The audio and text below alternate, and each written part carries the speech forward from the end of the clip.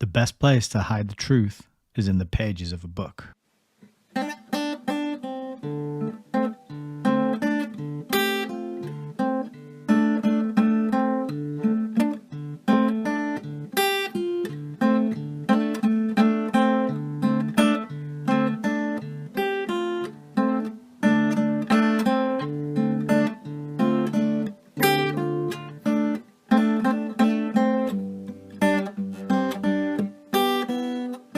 Maybe we should just read.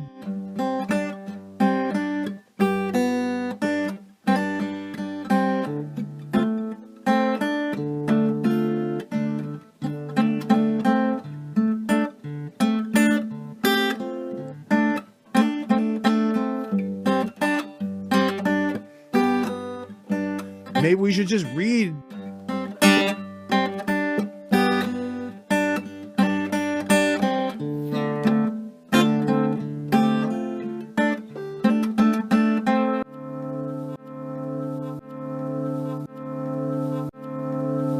Welcome to Hayes Reviews. Hello and welcome to another episode of Hayes Reviews. My name is Nick. I am the creator of Hayes Reviews, and it is very wonderful to have you here tonight joining us on another live stream in which we will be doing a live reading of a very interesting, very important book. This is a book which we started on Tuesday, so if you didn't catch Tuesday's video, don't worry about it. You can hop in and tag along tonight, and you will still get a lot of value out of the presentation, the reading. We covered some interesting stuff on Tuesday, but it was mainly contextual stuff.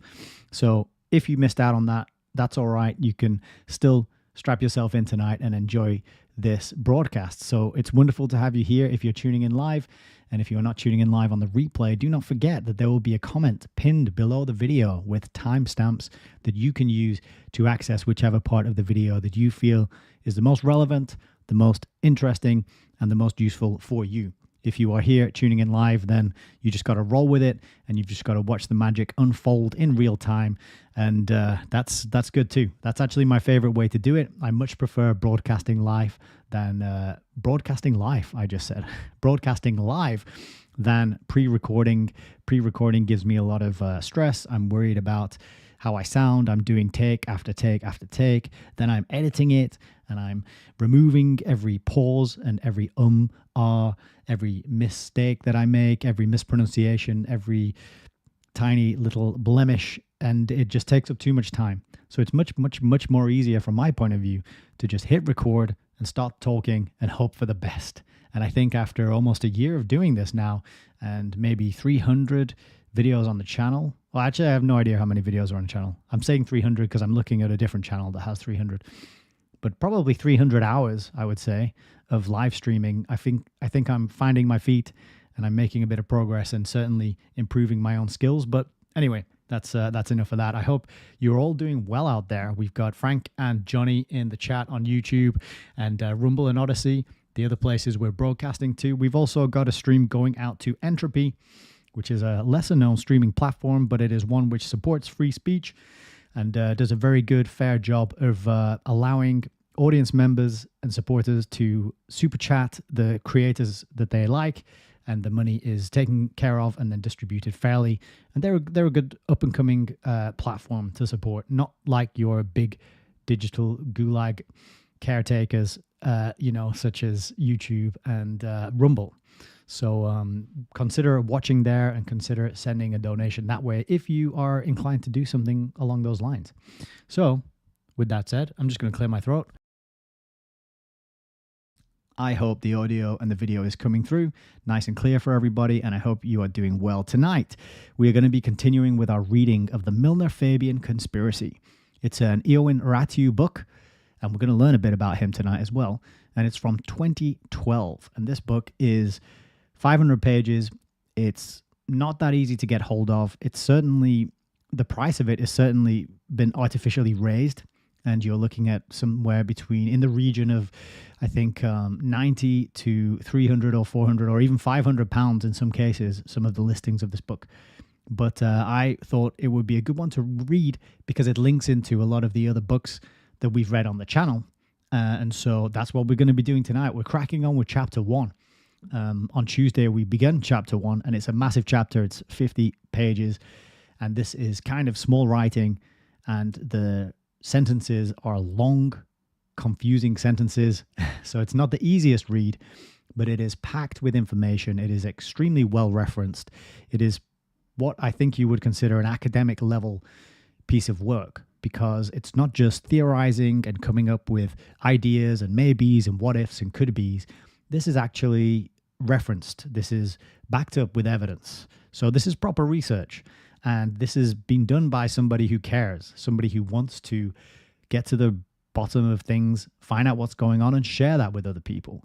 And I have the utmost respect for authors who dig into the weeds and do the legwork and condense it down into a book format so that we all may benefit from that knowledge transmission. So very happy to have you here. And that's what we're going to be doing tonight. I do have a small preamble ramble to get through before we get to the reading. So without any further ado, if the audio and video is good, which I am hearing that it is, let's get right into that right now, shall we? So first thing I wanted to mention is that last week I had a conversation with Melissa of cuttingthroughthematrix.com, and we discussed a little book. You might have heard of it. It's called Brave New World by Aldous Huxley.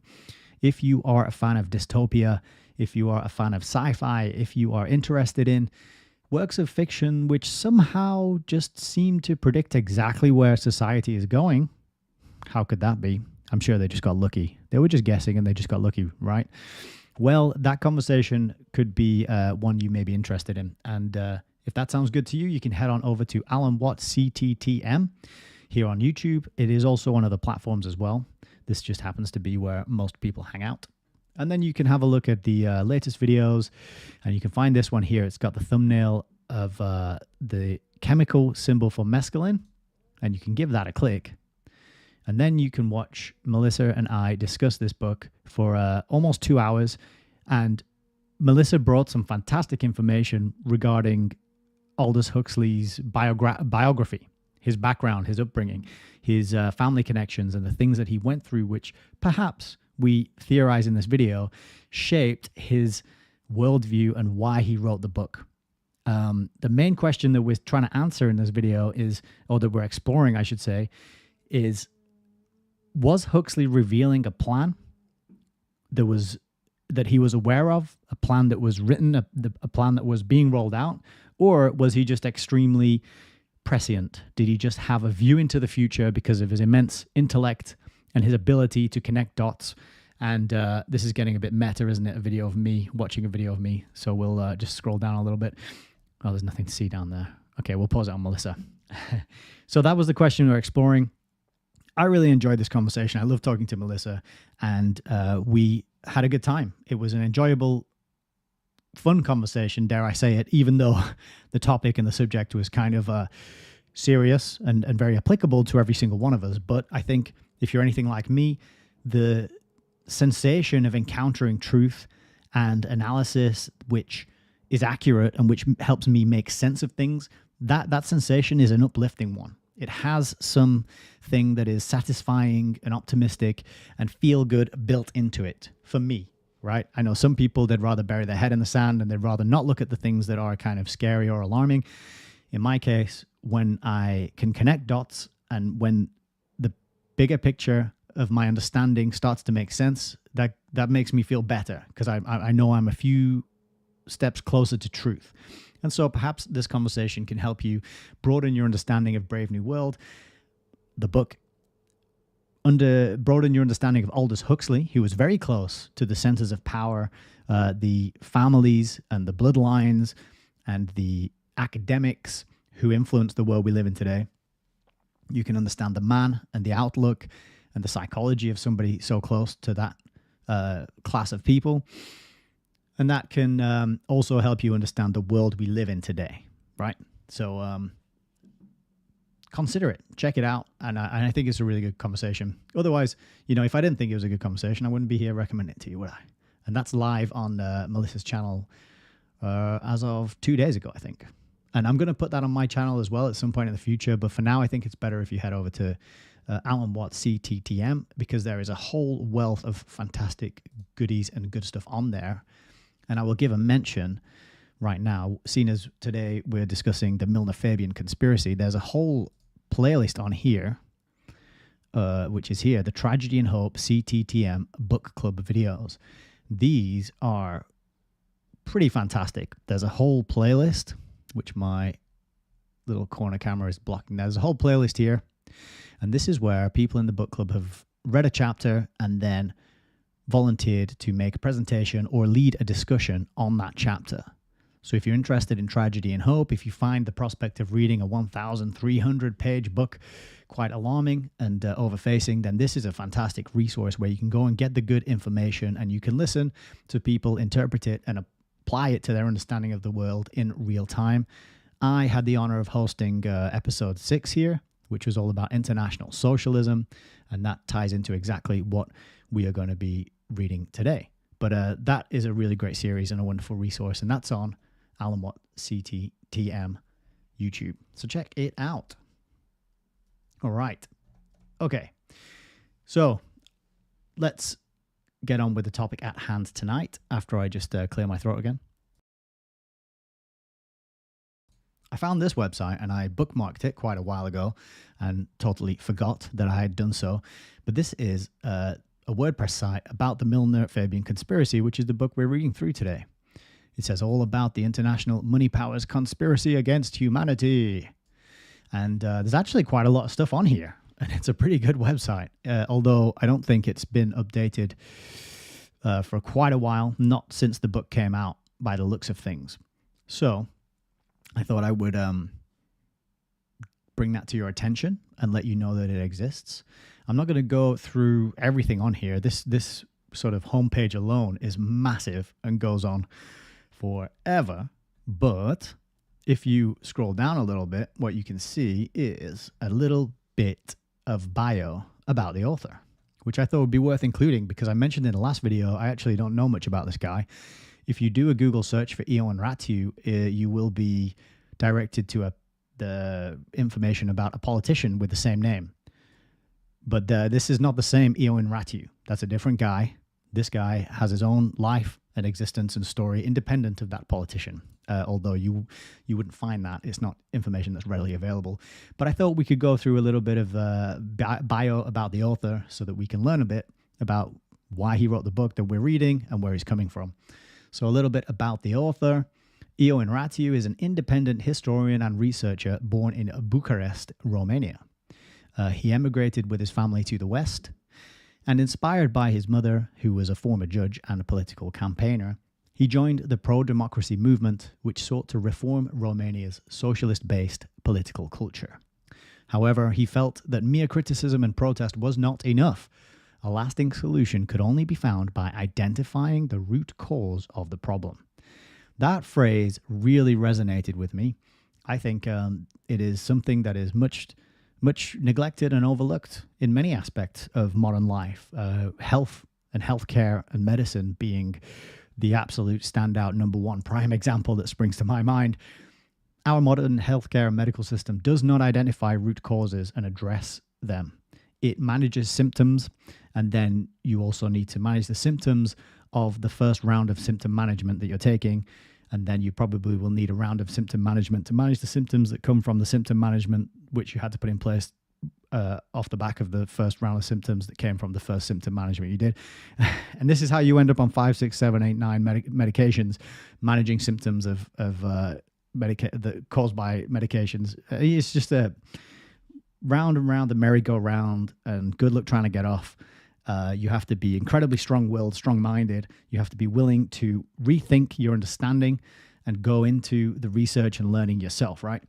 And that is when people get fed up of going around that merry-go-round. They start to think, all right, I actually need to get to the root cause of this problem because I have no hope of addressing it and changing it and improving it if I do not do that. So I was really happy to see that this was his realization. You know, just standing around criticizing and protesting and pointing the finger and describing the problem, it is not enough. We need to find out what actually caused it, and then we can dig out that root and do something about it, right? So with that realization, he began to trace the origins of socialism with the help of Western Europe's greatest libraries and archives. Yes, we have a reader. Oh, we have a reader. That reminds me a little bit of the Bill Hicks. What are you reading for? You know, we have a reader. You can imagine in the future, there's alarm bells going off, sirens. You step through the door into your shopping center and some scan of your eyeball can sense that you've been looking at too many words on pages, and the alarm signals, and then we have a reader. You get wrestled to the floor and dragged off and put in the gulag. But, you know, maybe that's just me. Maybe I should save that for my dystopian novel. But anyway, good to see that Ioan Ratiu has been hanging around the greatest libraries and archives. And then this bit was incredibly important, so I'll just read this bit in full. This led to the discovery that socialism's ultimate objectives, such as world government and abolition of the nation-state, were shared by certain powerful and influential groups among liberal capitalists who claimed to be pro-democracy and against socialism. Even worse, these groups were actively sponsoring the advance of socialism together with cultural and demographic trends such as mass immigration and Islamization. That, if left unchallenged, would result not only in world government by an undemocratic elite, but in the destruction of Western society, culture, and civilization. And so here you can see an example of his humongously long sentences. But sometimes big ideas need big sentences, right? This paragraph here does a really good summary of the thesis of this book, right? So the book contains all the evidence and the quotes and the artifacts to back up.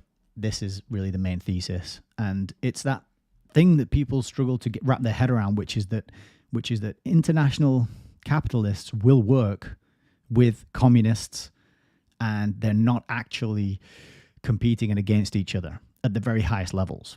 And Carroll Quigley tells us this in his books, but that's what people struggle with, because so many people are programmed with this red team, blue team, us versus them way of thinking.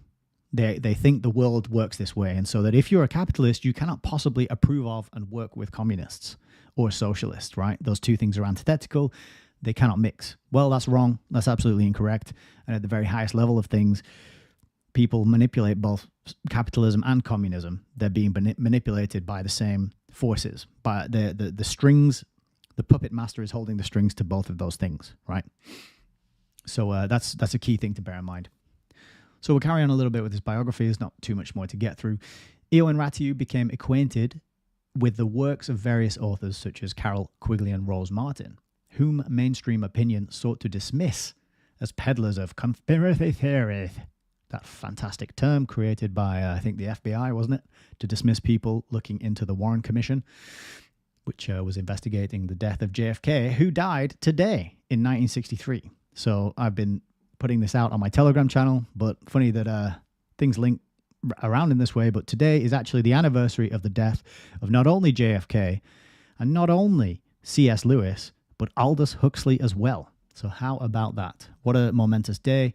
And I would say an impressive day, an important day for anyone who is hoping to make a big difference in the world, who has their eyes set on serving truth and good and justice and all those fantastic aspects of reality.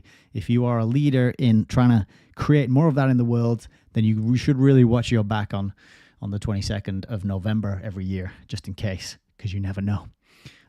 But anyway, to carry on with this, it says that Carroll Quigley and Rose Martin, they were dismissed as conspiracy theory peddlers, even though historical evidence and events proved them right. Now, I want to hone in on this word here, events. When we're going through the book, if you are incredulous, that is good. That is the correct response, to be incredulous, to say, whoa, hang on a minute. This sounds far out. This is hard to believe. I'm not sure about that. At that point, when you have that sensation of incredulity, is when you need to go and verify, right? You don't just go, I'm incredulous, and now I'm not looking at it anymore because it sounds dumb and stupid. I'm going to go back to my American Gladiators on TV. You say, I'm incredulous. Let me learn more so that I can decide whether or not this thing is true or not, right? Categorically, once and for all. Okay. So being incredulous is good, but you then need to go and look at the evidence. And in my case, what I wanted to focus on, as I was saying, is the events, right? Reading books such as Carol Quigley's, such as Rose Martin's Fabian Freeway, and such as this one, when they're describing the way things are going, you got to look at the way things are in your streets and towns, in your villages, in your cities, in your countries. You got to look at how things are today, and does this narrative put forward by these authors match and explain the way things are? I would submit that yes, they do a very good job of explaining the way things are, but this is really the kind of mindset that we need to approach these things with, right? So, Ioan Ratiu, back to his bio, he decided to write a book outlining his findings and backing them up with hundreds of excerpts from newspaper articles, autobiographies, diaries, archived government documents, official statements of the authorities and organizations involved, and other supporting evidence. So this book is 500 pages because it has so many references and footnotes.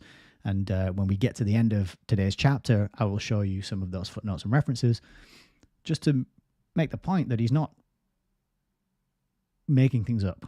He's referring to reality as documented in all these other places that he just listed.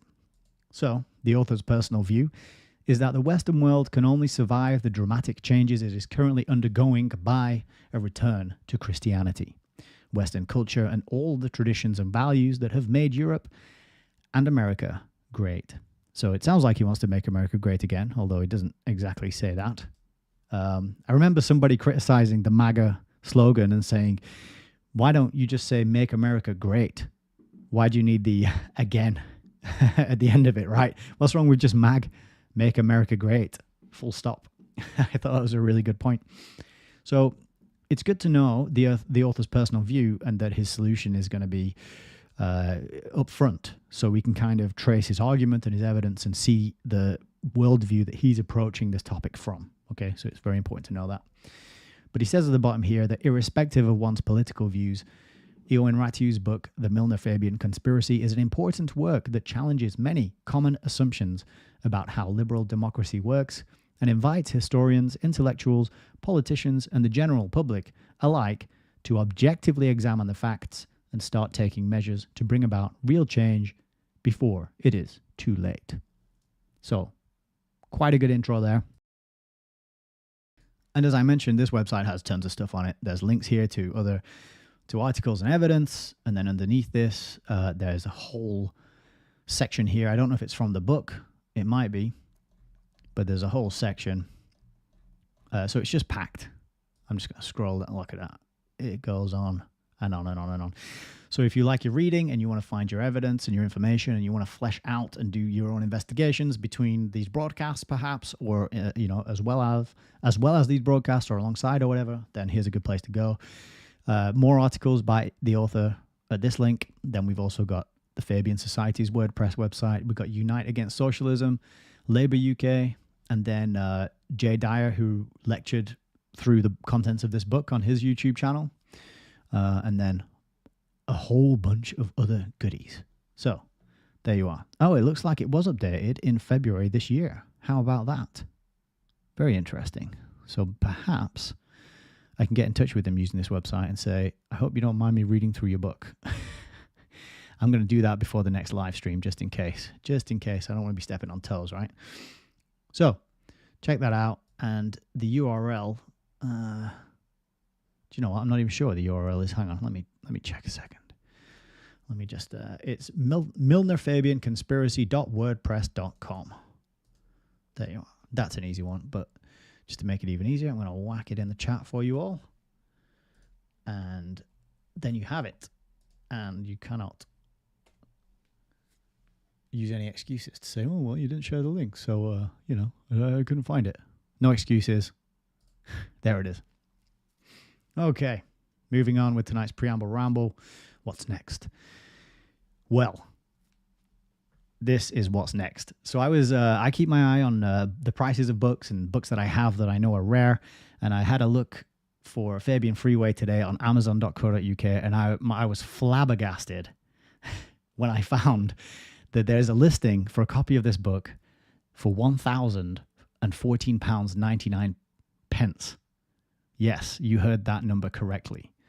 And that's gone up because earlier today I sent a screenshot of this to my good buddy Chris over at Newsfist, and it wasn't this expensive. It was over 1,000, but it's actually gone up during the day. Right? So this is Fabian Freeway. This is the book which Ioan Ratiu is following on from. He praises the work of Rose Martin in this book, Fabian Freeway, and he says, but, you know, this was released in the 60s, and it needs updating. It says here it was published in 1982. That is not correct. Pretty sure it was published in 1966, the same year as Tragedy and Hope, in fact. Let me just check. Yeah, 1966 it was published. So they've even got the publication date wrong, which is strange. But my point is that when I say on this channel and in, you know, my interactions and appearances online, that it is very important that people start stocking up on books, hard physical copies, as we slide into this AI-generated internet sphere of curated information that is authorized. It's going to be harder and harder to find good sources of information, right? So if you find books, grab them. I predict that this ridiculous price here is going to be the norm for a lot of books, particularly ones that are well-researched and well-referenced and tell the truth. Okay, so I wanted to make people aware of that. Now, this book, it is, you can find it for reasonably, well, I say reasonable, you can find it for, I think, around £90 to £100. There's still quite a few copies out there. This just is Amazon and this one freaky outlier listing it for this price. But the point is that the price of physical books is going to go up. They're going to get harder to find. And you may wish you had them when you're trying to talk about these things to people who only look at the internet. Once the internet is scrubbed, once we are locked out of it, unless we submit to having our retina scan or whatever it is, whatever the technocrats roll out with regards to our access to information, you might be glad of a hard copy of a book at some point in the future. That's the point that I'm making. I'm going to keep making it, and I thought this underlined that point very nicely. Okay, on the topic of books, I'm just going to go back a tab, and I'm going to go over to my book cam. On the topic of books, you can see here, I've got my copy of Fabian Freeway. I wanted to recommend a few books which I feel go really nicely and hand in hand with the Milner-Fabian conspiracy that we're reading through. And I thought I would do that quickly as well. So my book cam is at a strange angle. I'm just going to move it down. Maybe zoom out a bit. Oh, I can't. The reason it's so close up because there's a big stack of books underneath it.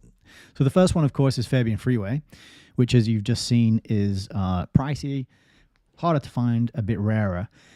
I've read through this book in its entirety on the channel. So if you can't like fork out and secure a physical copy yourself, you can go and watch that playlist, which is on YouTube, Rumble, and Odyssey. So that is an obvious place to start.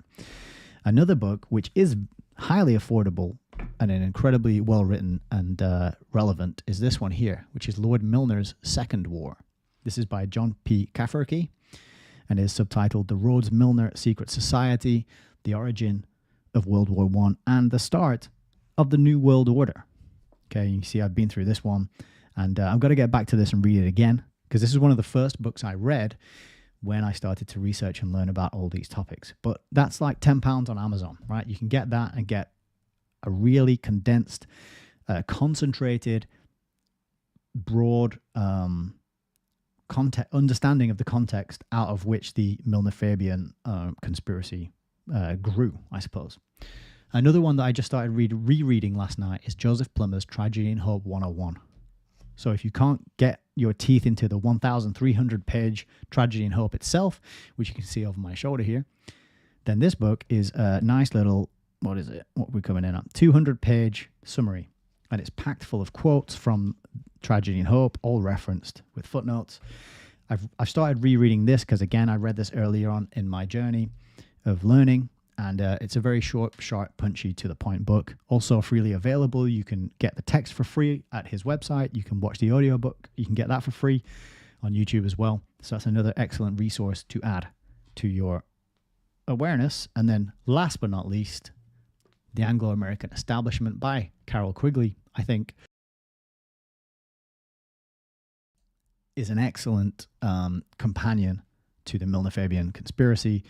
And this one as well is chock-a-block full with names and dates and the evolution of the Milner group. Okay, and Carol Quigley said that he wasn't comfortable with this book being published during his lifetime. He wanted to wait until much later, until he'd passed on, before this information was made public. And so it's very good to be aware of it and have a copy of it. And it goes, and it's not as chunky and overfacing as your Tragedy and Hope. Okay, so, and that's very widely available, easy to get hold of copies of that, cheap and affordable.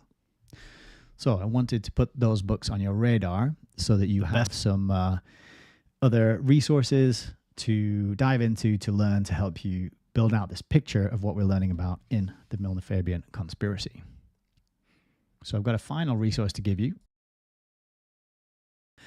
And this is, if we go back over to the article cam and we hit next, this is a video that I made on my channel where I reviewed the book that I just told you about, Lord Milner's Second War by John P. Cafferty.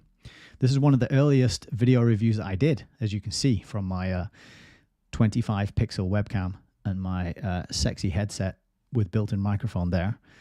But I had a go at summarizing some of the key points that were very surprising, and that is another resource that you can go to learn about some more of the context and the history surrounding this book. And that's on my channel, and you just type it in, Lord Milner's Second War, and it'll come up very easily. Not too many people out there talking about these topics and these books, so you can find the people who do it with relatively little resistance. So consider checking that out as well.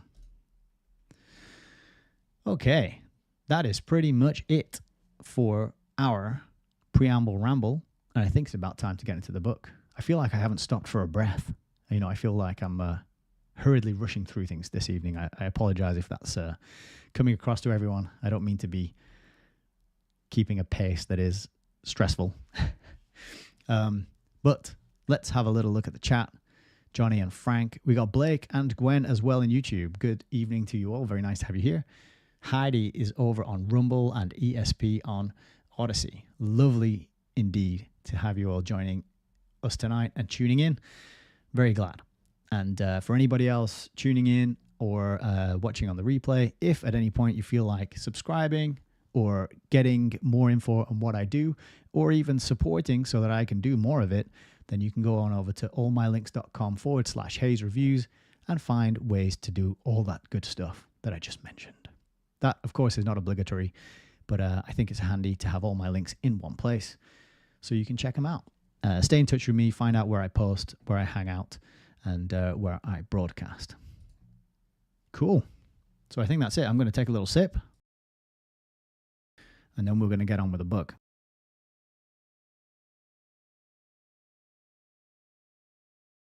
Tonight I've got some delicious ginger cordial, which I got from when I was on holiday in the Lake District earlier this year. There's a little shop which it's a bakery, and it sells all ginger products, the most famous being the ginger cake, and they've been selling the same ginger cake using the same recipe for, I don't know, about 64,000 years or something like that. No, obviously not that long, but a long time. And the people queue out, and the queues go out down the street because it's the tiniest bakery you've ever seen. You can get about 2 or 3 people in there at once. The cake is incredibly good, and we got this ginger cordial. Mix it with a bit of water. It's incredibly refreshing and has that nice fiery ginger flavor that just clears out the senses and makes you feel sort of healthy, right? I like ginger. I'm a very big fan of it. Oh, hello. We got a comment in the chat. Alan Watt CTTM. Sounds good. Ginger cordial. Yeah, it is good. It's really tasty. I highly recommend it. But you got to come all the way to England and travel to the Lake District to get it, this particular one. So if anybody makes that journey, you are more than welcome to get in touch with me and let me know. I'll put you up and take you up there, and we'll get some ginger cake together. How does that sound? Open offer to anyone who's tuning in today. Awesome. So I think we're about ready to get into the book. So on Tuesday night, we did about we did 23 pages of chapter 1, which is 50 pages long. We'll aim to finish chapter 1 tonight. What did we read about and learn about in that first half of chapter 1? Well, we got a lot of info about Karl Marx and how his thinking was not what we are often told it is, or led to believe that it is. Okay. The thing with socialism, it always appeals to people because it sounds so good. It sounds like it cares about the average working person. Communism, socialism is workers of the world unite. Let's help the average person who's going to work and trying to make ends meet and dealing with bills and having to pay the rent and trying to get ahead in life and feed his children or take care of her parents or whatever it is. Okay. It appeals to those of us who like concepts such as fairness, equality, decency, honesty, who don't want to see people being exploited, don't want to see people being lied to and manipulated and cheated. Okay. So it appeals to our better instincts as human beings, I think, but it is so insidious for that reason. And Karl Marx, Ioan Ratiu was telling us in the first part of this chapter, was really a power crazy psychopath who was a terrorist.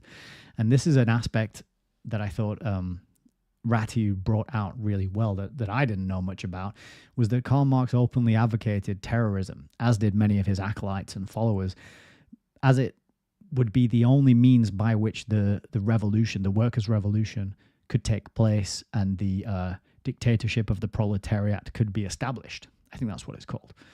And so I didn't know there were so many quotes acknowledging this and openly saying that terrorism was the means by which this would have to happen. So that was quite eye-opening for me.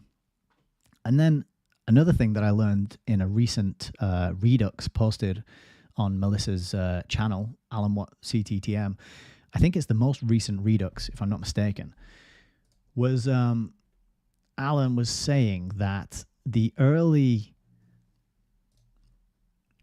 versions of the Communist Manifesto didn't have Karl Marx's name on them, which brings into question, I think it might have been this Redux here.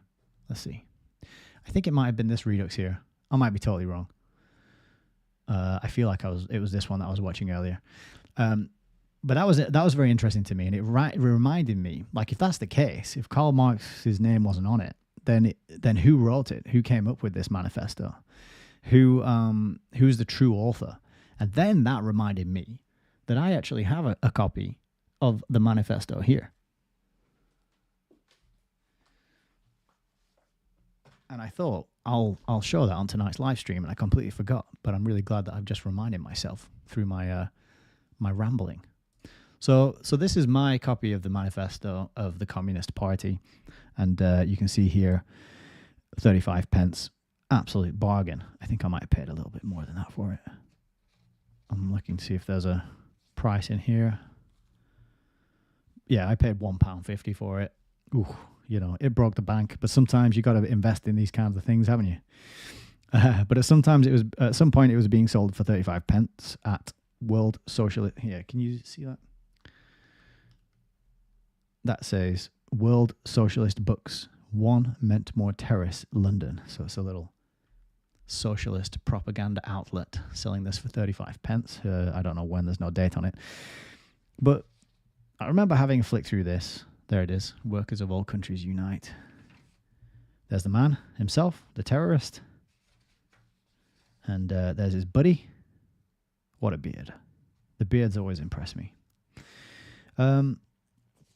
And what stood out to me, and I don't know if I'm going to be able to find it in real time now, but I will try, is it says somewhere in one of these, because there's multiple prefaces here, you can see all these different prefaces, which go back to 1872. In one of these prefaces, it says that the manifesto was commissioned. There we go. The Communist League, which could, of course, be only a secret one under the conditions obtaining at the time, so admission that the Communist League was a secret society, commissioned the undersigned at the Congress held in London in November 1847 to draw up for publication a detailed theoretical and practical program of the party.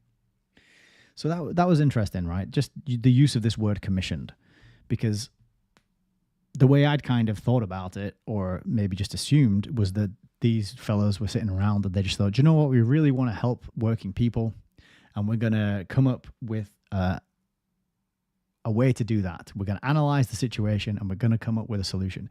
But if it was commissioned, that throws a different light on things, because that means somebody commissioned it, right? So like when a painting or a portrait is commissioned, you don't tell the artist, hey, go, I'm going to commission you to paint a portrait and just paint whatever you want, right? You say, I'm going to commission you to do this piece of art and I want you to paint my cat. You give them some direction, some steer on what it is, that the output that you want them to produce. And that just got my cogs turning, and I started to think about this manifesto as, if it was commissioned, then what were the directions given? And that was, it was described as we just looked. So in that particular preface there. But I think as we move through Ratiu's book, we're going to find out a little more about the origins of the commissioning of this particular document, and in particular the funding. There's a section in tonight's reading which is going to be about the funding and the money. That is actually the next section we're going to read, Socialism and International Finance. So, how about that? One other thing as well that I'll show here that I have shown before is this little pamphlet, which is Technocracy and Marxism. Now, this is from the 30s, although it doesn't show that on the front, but I'm pretty sure it's from the 30s. This is an original pamphlet as well. And the reason that I thought this was fantastic was because I didn't know that technocracy had been around for that long. I thought technocracy was probably a relatively new thing. I certainly didn't hear the term or learn about it until 2020 or thereabouts, 2021, for obvious reasons, I'm sure. So I was surprised that there's a pamphlet that goes back to the 30s and it links these two things, links this new concept that I've been learning about over the last few years, technocracy, which was new to me, but actually, no, it's nearly 100 years old, maybe older. And there's this whole pamphlet here about linking it to Marxism, because a whole aspect of communism, socialism, and Marxism is that it is the output of that way of thinking, and the society they want to build is a technocratic society ruled by elite scientists with all the knowledge and the intelligence who get to decide and dictate to the rest of us what we can and cannot do.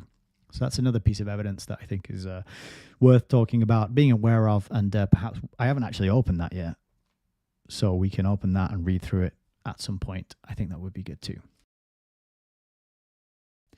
So to go back to my sort of summary of the first half of chapter 1, we learned a lot about Marx, his character, his personality. We learned about how socialism is faulty as an ideology because it has baked into it this requirement of a group of people who are going to have to oversee things and dish things out, gather all the resources and say, you get this much and you get that much. And that's going to require a class of people who will basically just replace the class of people they just overthrew, right? The landowners and the bourgeoisie, or the people with the power and the wealth. So it's the same system with a different name and a different group of people at the top of the pyramid structure running the show and calling the shots. So it's, again, very insidious because it appeals to people's better nature.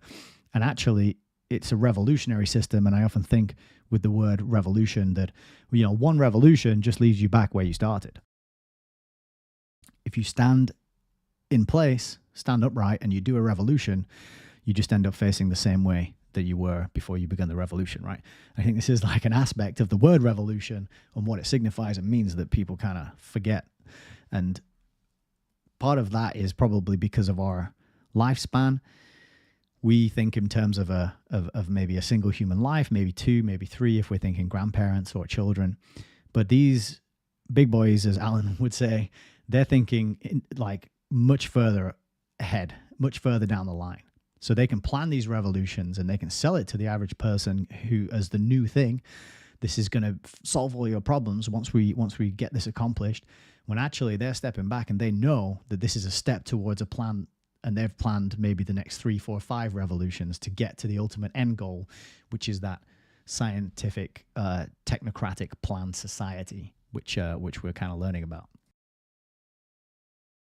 So the first part of the book, the first part of the chapter gave me a lot of new insights into Marx, and that was largely what it was all about, and how socialism has dictatorship built into it. And that's what I was saying. You're going to need somebody at the top of the pyramid calling the shots, running the show, and it doesn't actually make anything fair or make anything different for the working class. In fact, as history has proven to us, it makes things a whole lot worse, you know? So that's my summary. Of course, I'll have missed a lot of points and forgotten a lot of things. And if you want to catch up on that, there's playlists on my channel where you can go and watch the first video. And then I think you'll be ready to carry on with the book. But you can definitely stick around for tonight's reading without recapping that. It will still make sense. Because tonight we're getting into the international finance and how a lot of people aren't really aware of this. This is kind of one of those occulted aspects of history, I think, that communism was financed and it was planned. And the money has to come from somewhere for all these movements, for all these revolutionaries who just travel around and foment dissatisfaction and rile people up and hold their underground secret meetings in order to plan their attacks. They all need to eat. They've all got to sleep. They've got to pay for lodgings, you know. They've got to move around. They've got to travel. All of that stuff requires money. And if you're not working, if you're not doing a job, a day job, like all the people who you're preaching to, where's the money coming from? So it's just that classic thing of follow the money, isn't it? All right, cool. So we got ESP over on Odyssey saying Ginger is your favorite. And then we got Turbs as well over on Rumble. Good evening. And Celine Lyon, Margaret Walter, and Sede Sapiente, all here on YouTube as well. Lovely, lovely, jubbly indeed to have you all here. So let's get into the book. I think the sound's good, and I think I'm just going to adjust my seat, and then we'll get started.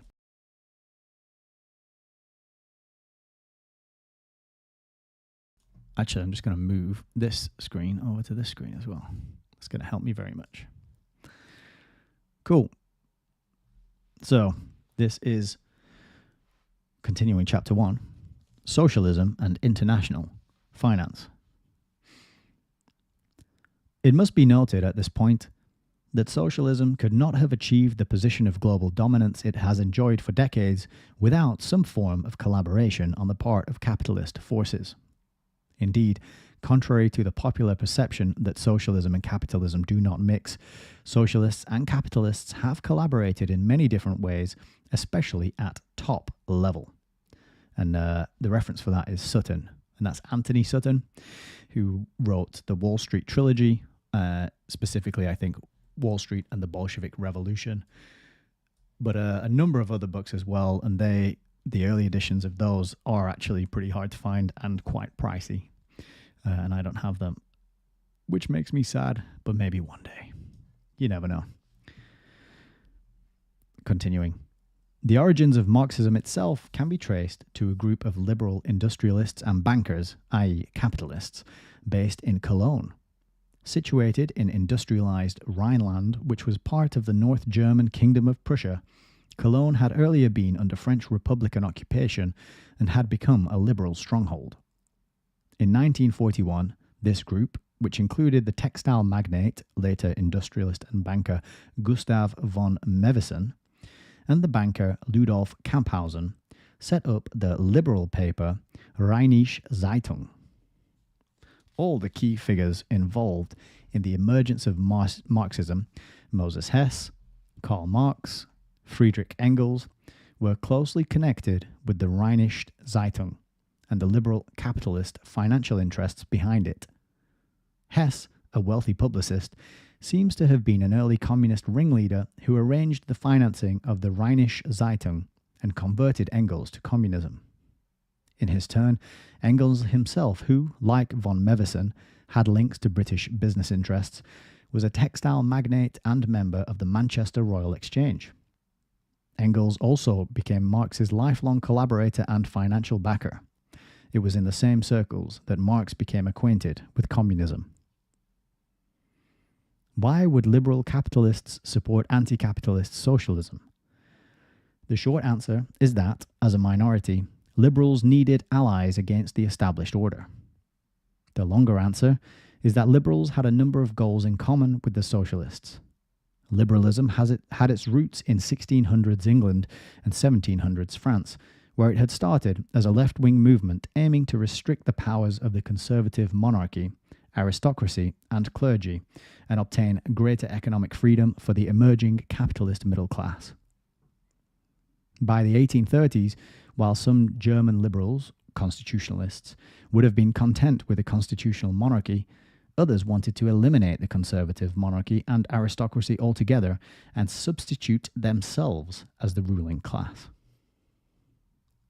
The deceiving character of liberal capitalism is evident from the fact that it was capitalism itself, not the monarchy, who was responsible for many social and economic ills such as poverty and unemployment among considerable sections of society. Industrial capitalism, in particular, was responsible for the introduction of mechanized production in the textile industry and the resulting loss of livelihood to many workers. Capitalism was the creation of merchants and later bankers and industrialists, not of the monarchy. While officially the monarchy held the political and military power, the capitalist classes, the bankers and the industrialists, controlled the economy. Politics was dominated by capitalist economics, not by monarchism. The monarchy itself, originally based on agriculture and trade, had become heavily dependent on capitalist bankers. This situation was correctly understood by the majority of people. For example, impoverished German weavers in 1844 stormed the local cotton mills in protest against capitalist industrialization, not the royal palace in Berlin. Marx himself, in the Communist Manifesto, Capital, and elsewhere, clearly linked the development of industry and commerce, i.e. capitalism, with the deteriorating situation of the working class. Clearly, blaming social and economic problems on the monarchy amounted to shooting at the wrong target. True, it may be argued that the monarchy had failed in its fundamental duty to protect the land and its people against harmful developments and allowed itself to be overwhelmed by events. But, if so, its crime was one of omission, not of commission, the active agents and principal culprits being the predatory capitalist bankers and industrialists. Yet it was precisely these elements who cynically aimed to use the monarchy as a scapegoat for the problems created by capitalism in order to grab even more power for themselves. Marx and Engels, of course, fully agreed. They claimed that capitalism was a progression from feudalism and an essential step towards socialism. Thus, the abolition of the monarchy and the establishment of liberal capitalist rule coincided with the aims of the radical Democrats and their social democratic bedfellows. What is conveniently overlooked by democracy-loving apologists for socialism is that Marx and Engels, in their manifesto, state that the farmers, artisans, and lower middle classes were conservative, reactionary, and seeking to turn back the wheel of history. Industrial workers themselves, socialism's supposed revolutionary class, were, quote, smashing machinery, setting fires ablaze, and seeking to restore the vanished status of the workman of the Middle Ages. That's page 492 of Volume 6 of the Communist Manifesto. I didn't know the Communist Manifesto had that many volumes. That's not a copy that certainly not the copy that I got hold of. Continuing. If the oppressed classes wanted to return to a medieval, pre-capitalist and pre-industrial form of society, then whose interests was a socialist revolution serving, if not those of the liberal capitalist liberal capitalist industrialists and bankers, who wanted to expand and monopolize industry and finance for their own purpose? In addition, the upper reaches of liberal capitalism aimed to go beyond their domination of the national economy and gain control over all of the world's economies and political systems through control over the world's finances. This coincided with the socialist aim of abolishing national frontiers, creating an international society, and establishing a world state. In fact, this aim had its origins in the same liberal capitalist circles who were now collaborating with the socialists against the monarchy. This explains why liberal international financiers have frequently supported totalitarian regimes, and not only socialist ones, in many parts of the world, as shown by Quigley, Sutton, and others.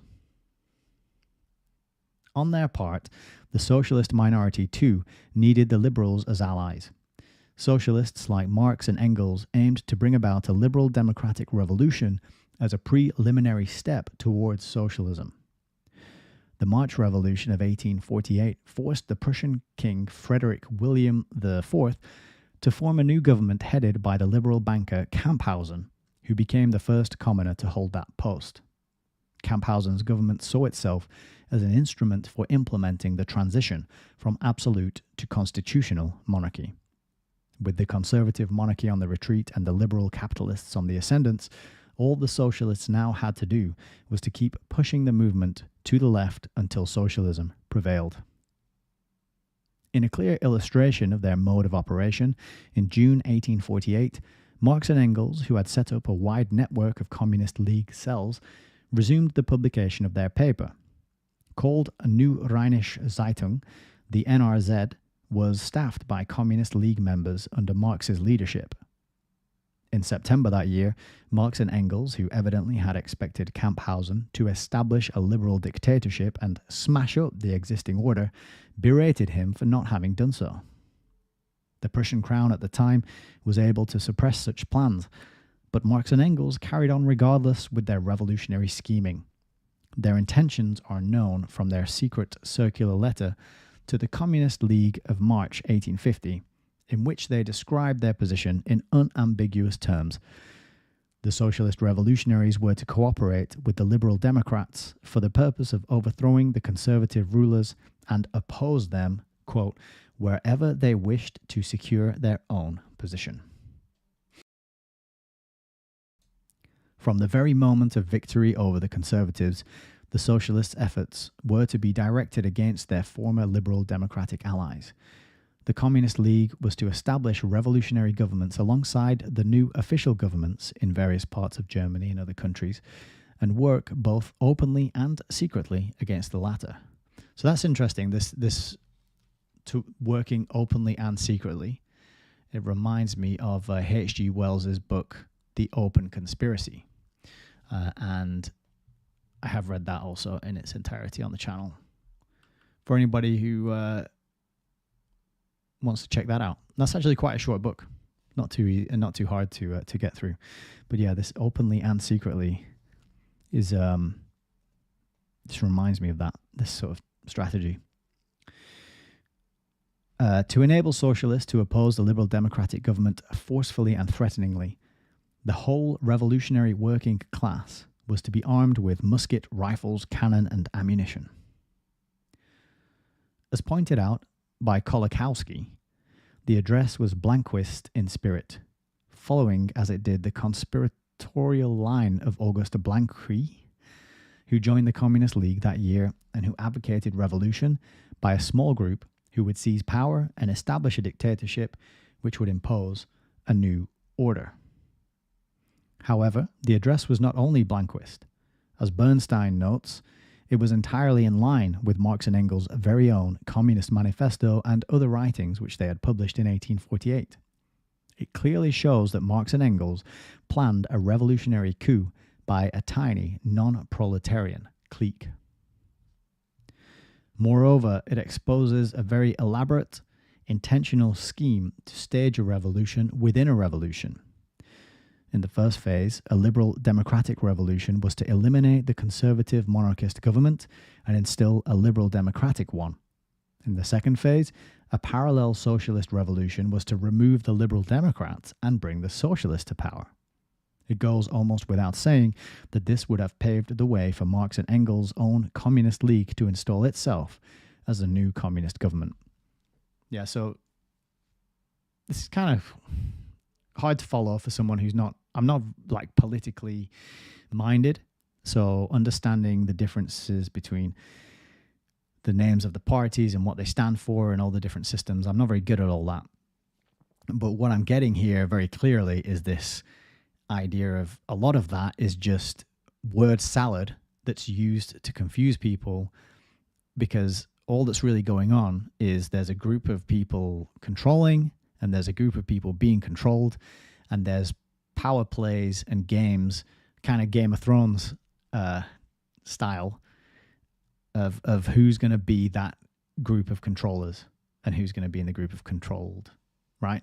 That was a bad explanation, but you can dress it all up in all the jargon and political theory you like, but if you just step back and look at what is actually happening, you got a minority of people calling the shots and the majority of people being under the cosh of this minority. And of course, when that situation perpetuates, there's going to be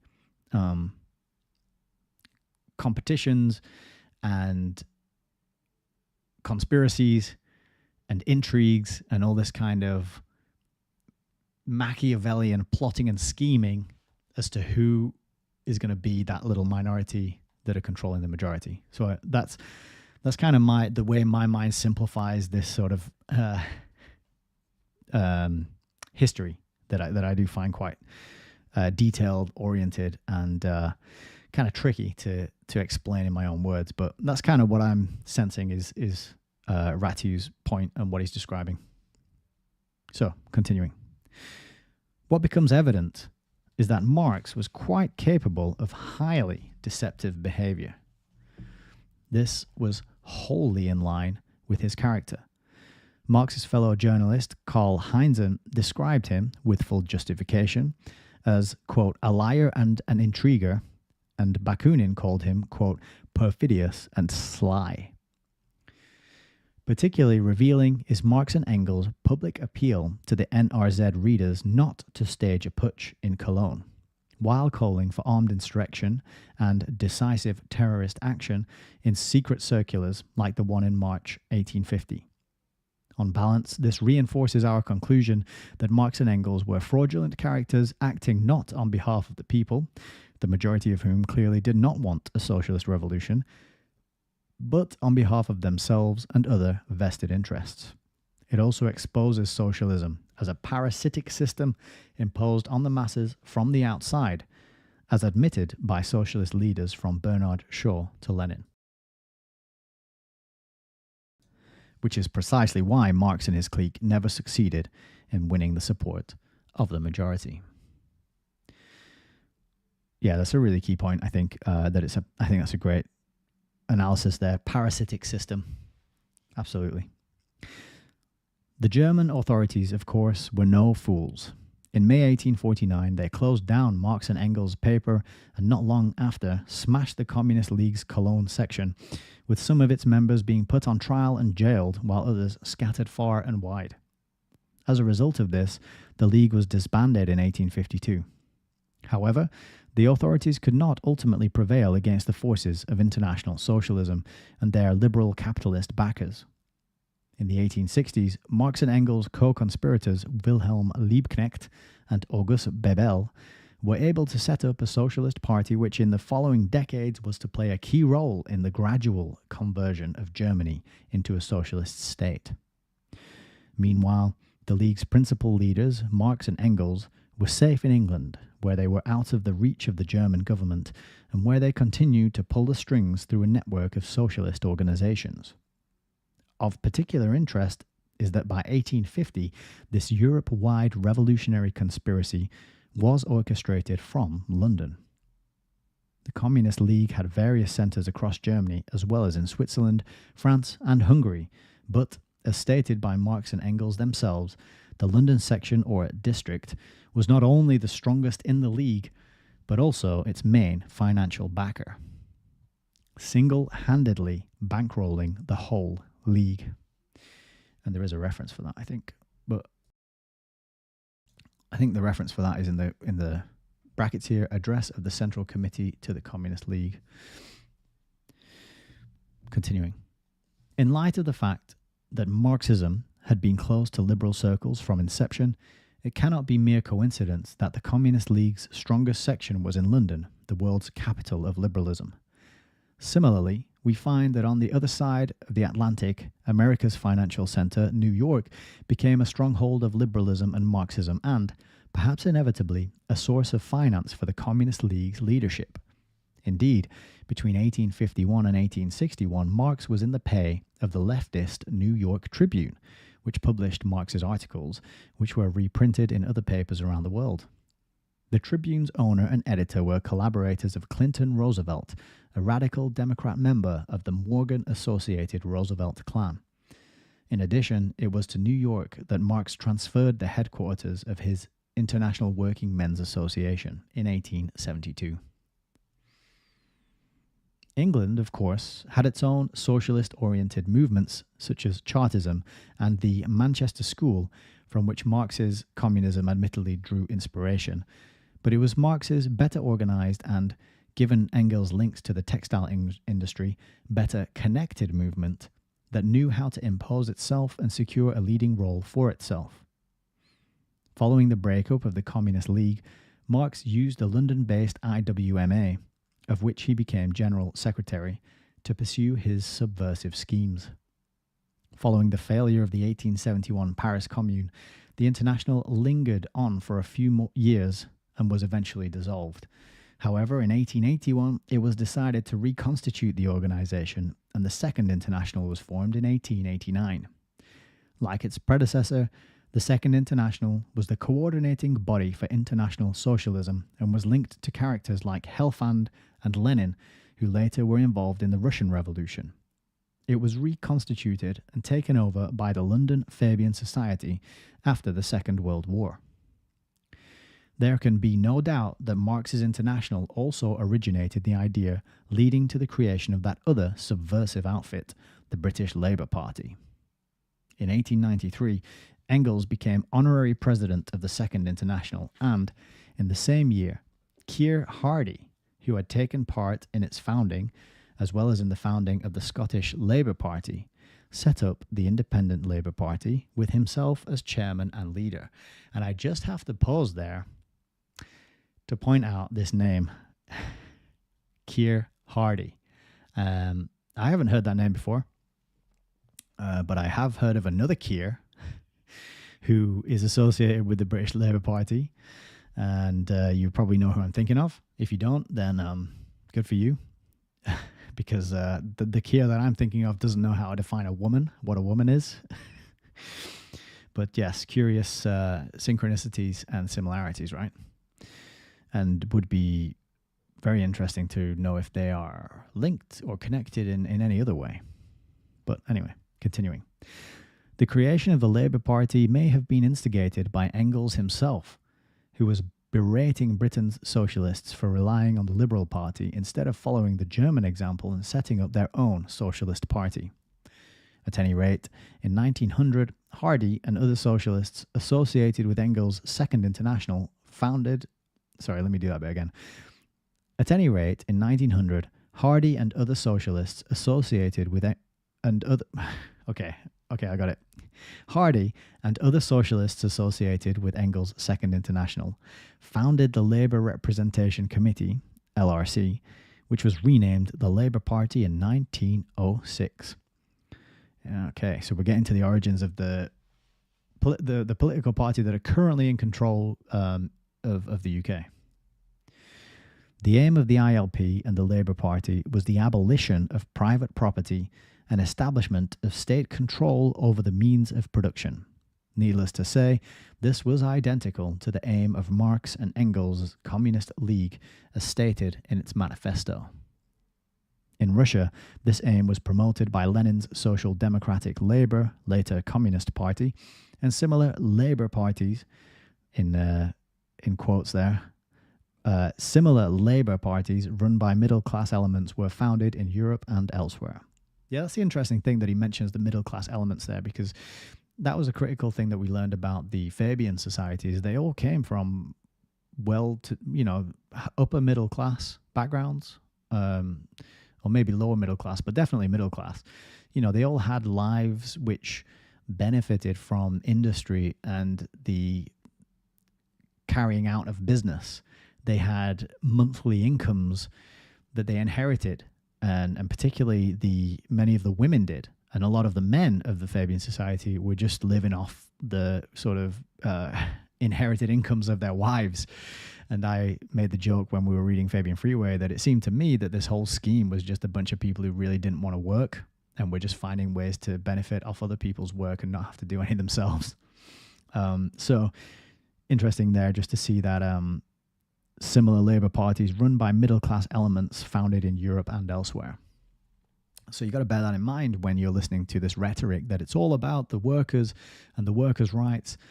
You got to listen to what the words they're saying, but also look at the background that they themselves are from and ask the question, why would this person have my interests in their heart or their mind at all?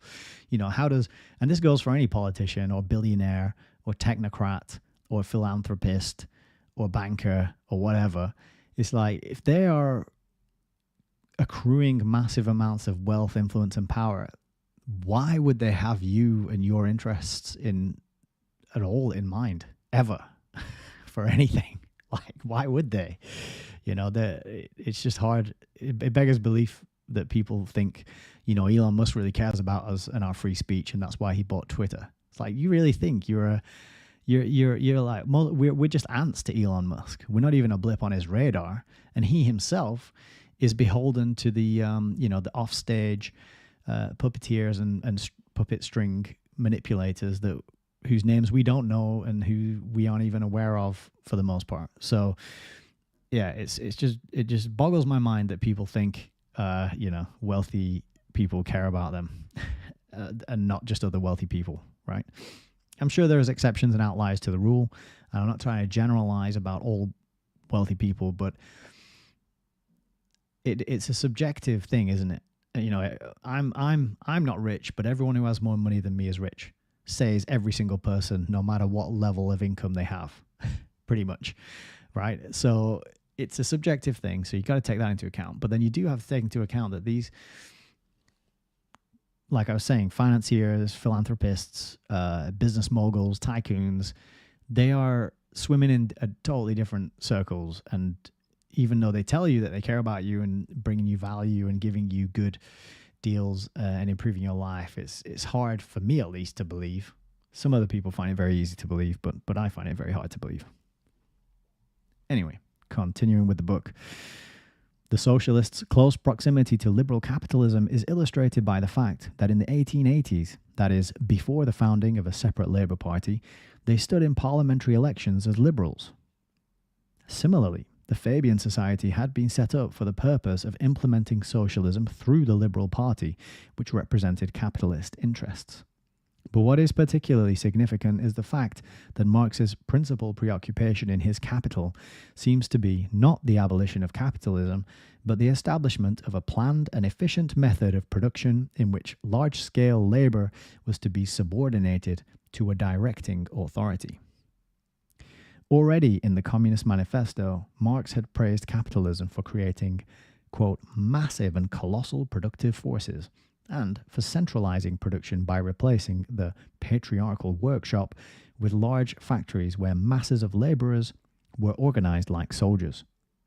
State-controlled mass production bears no resemblance whatsoever to Marx's earlier utopian aim of restoring freedom and dignity to workers. On the contrary, it sounds very much like state capitalism, as later practiced in repressive societies like communist Russia and China. Having identified industrialization and mass production as responsible for the alienation and dehumanization of the workers, the logical solution would have been to restrict or abolish such developments altogether. Instead, what Marx was implicitly advocating was the expansion of industrialization and mass production and their elevation to official policy of the future socialist state. This was entirely predictable. Marx's socialist revolution was, after all, the product of a textile manufacturer and a utopian philosopher, or fantasist. Indeed, a true revolution, that is, a revolution desired by the majority, would have been a return to traditional values and methods of production. In other words, a restoration of the rule of righteousness as opposed to the dictatorship of vested interests. This was the original meaning of the word revolution, from revolve, turn about, hence return to an original state or point of departure. For example, the revolution of heaven in astronomy. And it was originally applied in this sense to the restoration of the English monarchy in 1660. Even in, quote, revolutionary France, the majority as late as 1871 favoured a restoration of the monarchy. In contrast, Marx's socialist project was a false revolution which merely continued, reinforced and accelerated the industrial revolution of liberal capitalism, the root cause of it all. Complete with the dispossession of rural communities and their transfer en masse to the city where they swelled the ranks of the army of industrial workers as well as those of gullible converts to socialism. Far from restoring the rule of righteousness, this false revolution pushed mankind further and further away from the land, from tradition, and from themselves, into the arms of unprincipled dictators, leading them into slavery, even while promising liberty. Well said. Well said. That little bit there is good. I don't have my white cards. I might have to dog ear that page. I don't have my tabs either. I lost them in the move, so I can't mark up that page with a little tab so I can remember where to come back to it. But anyway, maybe I'll just do a little circle around it. 31. Okay. Hope you're all doing well out there. I'll check in when we get to the end of this section. I'll check in and review any comments that we've had. I haven't forgotten about you. I know you're still out there, but this is pretty riveting stuff, isn't it? So if it's quiet in the chat, I'll forgive you all. Okay. Unsurprisingly, we find that Marx's liberal capitalist obsession with military-style, large-scale, state-controlled labor was shared by his successors Lenin, Stalin, and Mao. Lenin, who just a few months earlier had declared that only those with the hard-heartedness of a Shylock would calculate the quantities of labor and products given or received, began in 1918 to impose the strictest accounting and control of production and distribution, imposing very tight labor discipline, or, in his own words, iron rule. And this here is your scientific technocracy, right? This is the measuring of everything, the quantification of everything, the calculating and doling out. Oh, I just wrote technocracy at the bottom there. The calculating and the doling out, where everything at all times needs to be accounted for. And this is the system that we're heading into, where you are monitored and surveilled. Every single transaction is public. There is no privacy. Everything about you is known. How long you sit on the toilet, where your eyes look on the screen. You constantly have cameras pointed at your face, whether you're at home or in public. This is what it's all leading into, and this is what it's all that data is feeding into, is to an AI-controlled, automated, digital system of doling out resources and controlling what you can and cannot do. And it goes back to Lenin, as we just learned. Lenin, who in 1917 had claimed that in socialism labor would be so productive that each worker will, quote, voluntarily work according to his abilities, now declared that only everyday labor discipline could lead to a socialist system. He now called for iron discipline while at work with unquestioning obedience to the will of the Soviet leader, i.e. himself, stressing the need for the steady advance of the iron battalions of the proletariat. Already in September 1917, Lenin had declared that state capitalism was, quote, a step towards socialism. In April 1918, he reiterated his claim, announcing that, quote, state capitalism is something centralized, calculated, controlled, and socialized, and that is exactly what we lack. If in a small space of time we could achieve state capitalism in Russia, that would be a victory. Far from restoring freedom and dignity to workers, the entire population was to be transformed into servants of the state and organized into a giant state syndicate controlled by Lenin and his clique and run on capitalist lines. In a telling move unmasking the true face of socialism, Lenin introduced the liberal capitalist methods of mass production designed by Frederick Taylor and Henry Ford to extract the maximum output from the workers for the benefit of large-scale industrialists, which were in vogue at the time in liberal capitalist America. Taylor had written that in the past, man has been first. In the future, the system must be first. Wow. That quote, I'd never read that before, but that is a keeper. That is a keeper. Frederick Taylor, in the past, man has been first. In the future, the system must be first. If that sentence there doesn't summarize and encapsulate the times we are living in, then I don't know what does. Because it is the system. The system has been designed and implemented, and as I often say, is working perfectly. It is not broken. And it comes first, to the point where the human beings can die off and get replaced, and the system has its own momentum, it has its own self-preservation mechanisms built in, and it will perpetuate and it will go on until it all collapses and falls apart and takes down all the humans within it who are operating in it at the time. It takes them all out with it, right? So yeah, I'm well impressed with that quote. I think that really that is definitely one to remember. And throw it around at a cocktail party and sound really smart. Although most people would probably just call you a conspiracy theorist and stop talking to you, if we're honest. So that quote, Taylor wrote that, says it perfectly fitted the communist own philosophy. Yeah, it does. So continuing, Taylor had also influenced Henry Ford of Ford Motor Company. In addition to being a large-scale capitalist manufacturer, Ford was a pro-Bolshevik with links to the American League to aid and cooperate with Russia, which was a Wall Street outfit whose progressive vice president, Frederick C. Howe, had authored Confessions of a Monopolist, in which he proposed methods by which monopolists could control society. Oh, that is a book that I would very much like to get my hands on. So I'm just going to make a note of that, bear with me. And this ties in really, really nicely to the conversation that I had with Melissa about Brave New World, in which Henry Ford, the name Ford, features very prominently because it's become a kind of a new religion. And so instead of saying in the year of our Lord, the characters in that society say in the year of our Ford, right?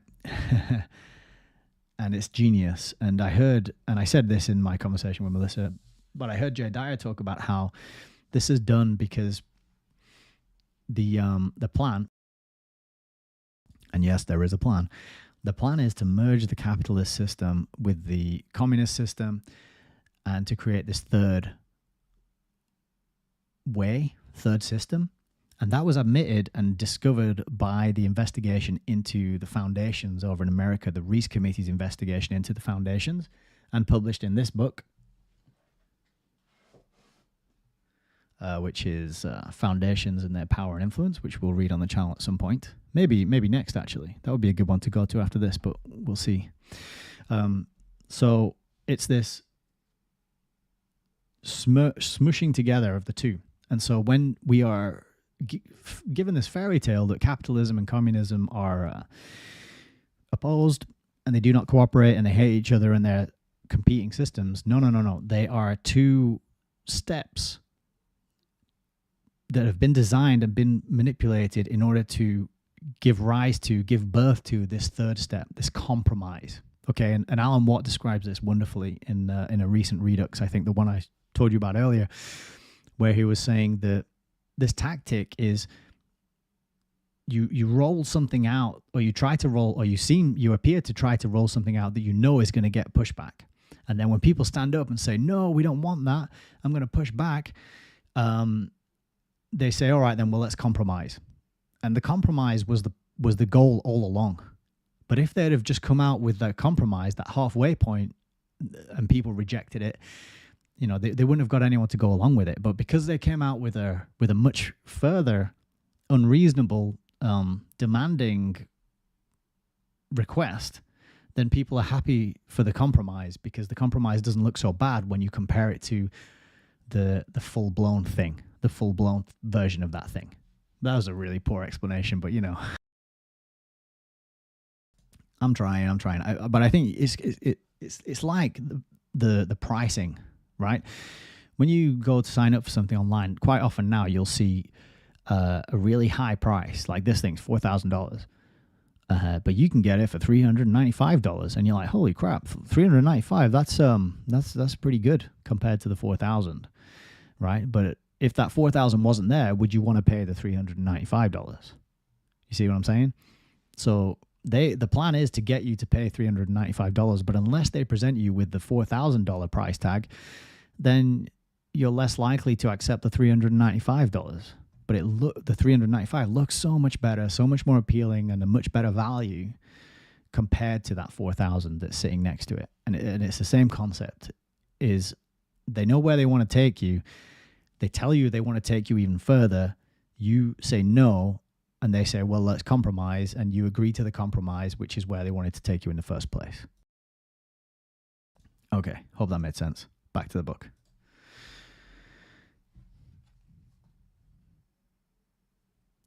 Yeah. The bitter irony, or farcicality, of all this was that the Soviet regime intended to show its alleged superiority over capitalism by introducing capitalist methods. Soviet Russia, of course, was too dysfunctional to even remotely implement either Taylorist or Fordist methods of production, or for that matter anything else apart from state terror and oppression.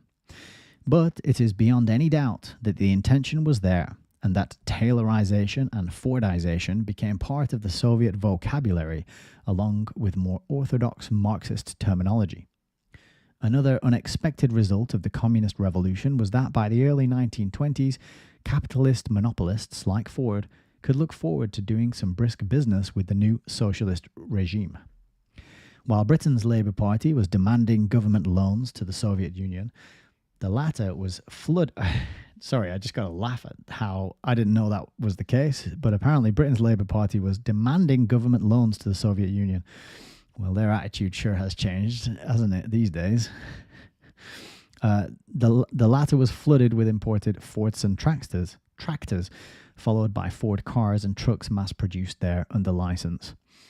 The regime's fascination with large-scale capitalist-style projects funded by Western banks continued well into the 1980s. Thus, socialism failed to overcome the fatal handicap of dependence on capitalist technology, capitalist methods of production, and, above all, capitalist credit, which exposed it as a form of capitalism. Indeed, the state capitalism advocated by Lenin and applied today in communist China is indisputably a form of capitalism, albeit one where planning and control by a self-interested elite is carried to unparalleled extremes. The connections between comprehensive state planning and certain business interests have been noted by many authors. Professor P.T. Bauer has observed that comprehensive planning shields business enterprises from competition. As there is no evidence that such planning has raised general living standards anywhere, the enduring insistence on such methods can only be explained by a desire to control production and the resulting financial and political power, a desire shared equally by socialists and capitalist monopolists. But Bauer also notes that comprehensive planning, quote, can act as a substitute for lost values. This is an interesting point which supports our contention that modern developments like planned mass production of goods, advocated by both liberal capitalism and socialism, are symptoms of the wider pathology caused by the loss of traditional values. It is a medical fact that disorders in a person's psychological structure or nervous system result in abnormal behavior, which can include compulsive, repetitive actions and an obsession with planning and control. Thus, the compulsive preoccupation with large-scale industrial production and state planning and control may be regarded as a substitute gratification for the unfulfilled need for traditional moral and spiritual values which were progressively suppressed in modern Western society. Even before the Russian Revolution, this was exemplified by Britain's Fabian socialists, an association of culturally and spiritually uprooted individuals who rejected a society based on traditional values and aimed to replace it with one which was well organized, efficient, and controlled by themselves. Surprise, surprise. Psychological disorder is often accompanied by a marked desire in the affected person to hide the symptoms. Indeed, in addition to financial and ideological links, another key factor shared by socialists and monopolistic elements among the upper reaches of liberal capitalism was the tactic of pretending that their exclusive objective was the public good. And remember, the road to hell is paved with good intentions. Tattoo that on the inside of your eyelids. Both socialists and their liberal capitalist backers claimed, and continue to claim, that their aim is to establish social and economic equality, justice, progress, peace, or whatever happens to be the fad of the day. Monopolistic industrialists and financiers' belief, or delusion, that their activities were in the interests of the public benefit goes back to the Carnegie, Astor, and Morgan groups of the 1870s, and before. In Britain, these interests and their tactics came to be represented by liberal elite groups, and their successors, like the liberal Milner Group and the socialist Fabian Society, both camps surrounded themselves with a smokescreen of endowments, like the Rhodes Trust and the Carnegie and Rockefeller Foundations, through which they were able to influence or control public figures from academics to politicians, while purporting that it was all for the public good. And just a reminder there that we did read through Raymond Fosdick's book, The Story of the Rockefeller Foundation, in its entirety on this channel. Excuse me, I got a really itchy nose. And that's on the playlist tab. I think that's only on YouTube at the current time, though. Yeah, my nose just got suddenly very itchy there. But some quite startling admissions in the Rockefeller book. And one of the names that came up, which was very surprising to me, was Alfred Kinsey.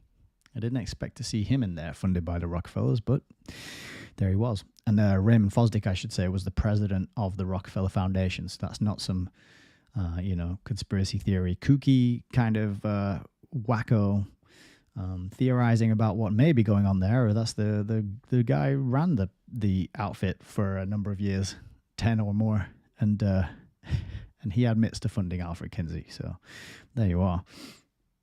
Okay, where did we get to just then? All for the public good. While this dissimulation may have been involuntary or unconscious in some liberals and socialists, even well-intentioned individuals may at times unwittingly engage in deceptive and harmful behavior, there can be little doubt that it was conscious and deliberate in others. At any rate, like Lenin, they all aimed to reduce the masses to obedient and efficient servants of the new ruling elites. While Marx and Engels failed to establish socialism in their lifetime, their conspiracy was carried on by their co-conspirators and disciples, including Liebknecht, Bebel, Bernstein, and Kautsky in Germany, Jules Guesde in France, H.M. Hindman in England. Oh, that's a name to look up, isn't it? Helfand, Lenin, and Trotsky in Russia, etc. H.M. Hindman. Who are you? Like Marx and Engels, these elements were closely linked to international financial interests with whom they collaborated in the cause of world revolution. Liberal capitalist financiers were responsible for financing Japan's 1904 to 1905 war against Russia, for spreading revolutionary propaganda in Russia, for backing the overthrow of the Tsarist government and the seizure of power by socialist revolutionary elements, and for helping Russia's communist regime to survive following the 1917 revolution. Hence, the establishment in 1918 of the American League to Aid and Cooperate with Russia by liberal Wall Street capitalists. Similarly, the Anglo-Soviet Trade Agreement of 1921 was engineered by the government of liberal capitalist Lloyd George, while diplomatic relations with Soviet Russia were established in 1924 under Fabian Socialist Prime Minister Ramsay MacDonald. Both Lloyd George and MacDonald had close links to the liberal capitalist Milner Group. The same international interests who instigated the Russian Revolution also called for a revolution in Germany. The November Revolution of 1918 resulted in the abolition of the German monarchy and establishment of a socialist government, while the large industrialists and bankers continued operating unhindered from behind the scenes. International bankers with Milner Group connections, from Montague Norman of the Bank of England to Thomas Lamont of J.P. Morgan & Co., were keen on advancing credit to Germany's new socialist state. In Austria, too, with the abolition of the monarchy, the country became a republic in 1919. In the following year, the Liberal Socialist Director of the Austrian National Bank, Michael Hainisch, became President of the Austrian Republic. Thus, socialism stands exposed as a convenient instrument by which liberal capitalist bankers and industrialists removed monarchies from power and imposed themselves as the new covert or overt rulers. It is evident that monopolistic liberal capitalist financial interests were at the apex of this world revolutionary movement, followed by an extensive network of liberal and socialist organizations. Among these, liberal parties, including Britain's Liberal Party, the Milner Group, the Fabian Society, various Marxist groups, and their Anglo-American associates played key roles. While liberal capitalists were providing the financial backing and influenced the economy in ways that were conducive to first liberal and then socialist revolution, the other groups were responsible for the preparatory political and social groundwork through permeation, indoctrination, agitation, and organization. In some cases, as in 1917 Russia, they carried out armed coups. In the light of these facts, it becomes clear that the Russo-Japanese War and World War I were just a smokescreen deployed by international financial interests to instigate revolution and impose socialist regimes that would enable them to implement their agendas. This is confirmed, among other things, by the International Socialist Congress of Basel, 1912, which even before the start of the war had resolved that socialists should, quote, with all their powers, utilize the economic and political crisis created by the war to arouse the people and thereby to hasten the downfall of capitalist rule. This had well-documented historical precedents like the Franco-Prussian War, which had been used by subversive elements connected with Marx and Engels' International to instigate the Paris Commune of 1871. The use of wars and other, for example, financial and economic crises for the purpose of subverting the existing order and moving closer towards world government has remained a key tactic utilized by these groups to this day. The global financial crisis, which began in 2007-2008, and the installation of Marxist-inspired left-wing activist Barack Obama as President of the United States, is a case in point. The same interests have also enabled communist-controlled China to become a dominant economic power at the expense of Western countries. In short, this alliance between liberal capitalism and its offshoot, socialism, is the key to the correct understanding of the events that have shaped the modern world.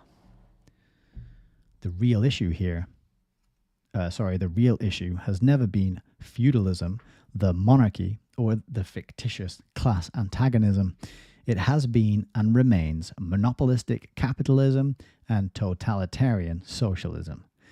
Thanks to the treacherous policies of monopolistic liberal capitalists who control the world's finances, socialism is alive and well and on the march towards world domination and dictatorship. Boom, mic drop. Let's pause there and I'll have a swig and then we'll have a look at the comments. What a wild ride that was.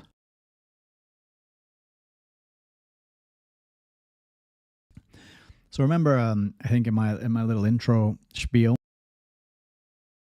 I was talking about how that feeling of connecting dots and understanding more is like, even though it's kind of grim stuff to learn about and realize, that nevertheless being able to have a narrative that connects things and explains things is a good feeling, to me at least. I'm getting that feeling from this book, because it's tying together a lot of things that I've read about in the books that I showed you at the start: Fabian Freeway, Lord Milner's Second War, the Quigley book, Tragedy and Hope 101, etc. And having done all that preparatory reading first, reading something like this, which stands on all of that and ties it together, gives me a real, like, not a good feeling, because it's not like, oh great, the world's run by capitalistic psychopaths. It's not a good, but it is nevertheless, it's a feeling of, it's the ring. I get the best phrase to describe it is the ring of truth, right? It's the ring of truth. It's when you encounter something that makes sense and it's really hard to put this into words. I hope you know what I'm talking about out there.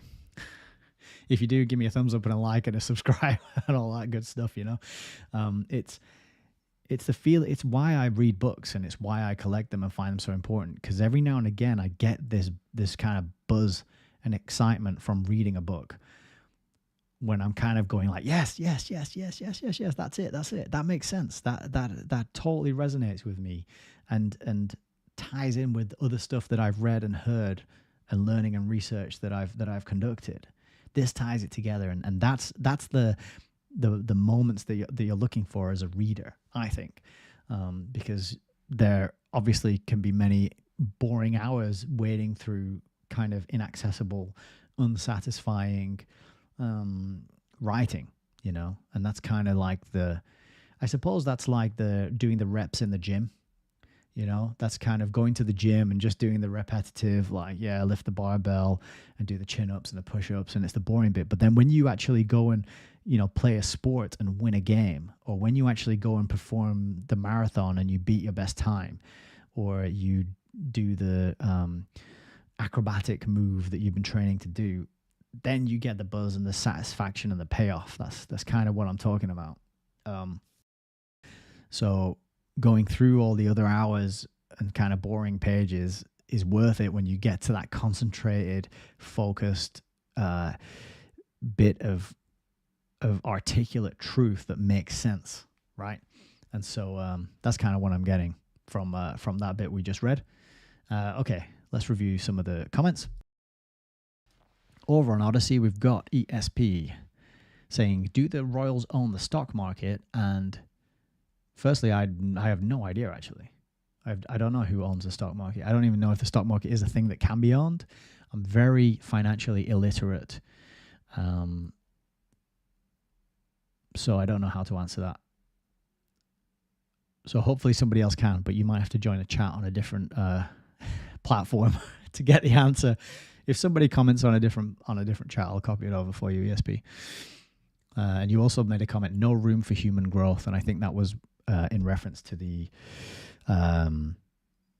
the quote about the system becoming primacy, becoming more important than the human beings. And that's something that I've talked about on this channel, on other videos, you know, independent of being aware of that quote. We got a muscly arm emoticon from R Murray1 over on Rumble. So I think that's in reference to the, you know, doing the reps. We're doing the reps at the gym right now. We're flexing our attention span. We're flexing our memory muscles. We're making connections, and we're really putting our mind to work. You know, we're not vegetating in front of an episode of Desperate Housewives, which I've never seen, and it might be good. I don't know, but it's just the first show that popped into my head. You know, we're doing a bit of a workout here, so I appreciate that.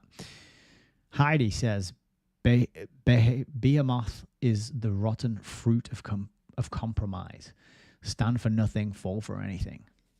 Behemoth. That's it. For some reason, I just had a brain fart on how to pronounce that word. Thank you, Heidi. Turb says, wow. Wow, indeed. I totally agree. This is powerful stuff. Right, I'm going to have a look at YouTube. Well, also stuff going on YouTube. We've got Celine Lyon says, misinformation and disinformation are the new speak undefined words. Oh, and conspiracy theorist. All very convenient words to dismiss exposing the actual real conspiring techniques. I agree with you 100% there. If you don't like the sound of something, you can just throw a label at it and ignore it and move on with your life. That's the method of dealing with unpleasant information that most people hide behind, or most people use, I should say. Frank Lennon says, Patrick Wood is your man on matters technocracy. He has written extensively on it. And yes, technocracy emerged first in the 1930s, semi-military in organization, uniforms, saluting and all. Wow, that is interesting. And yeah, you're absolutely right about Patrick Wood. I do have a few of his books. And he actually collaborated with Anthony Sutton, who is referenced quite heavily by Ratiu here, didn't he? They did the book Trilaterals over Washington, which is here. And this is volumes 1 and 2, but this is both Patrick Wood and Anthony Sutton. So yes, great shout there. Frank, definitely check out Patrick Wood. And he's a bit like G. Edward Griffin. He's still going strong. Very well spoken. He has a website, technocracy.news, if I recall correctly. Margaret Walter says, who were the first Luddites?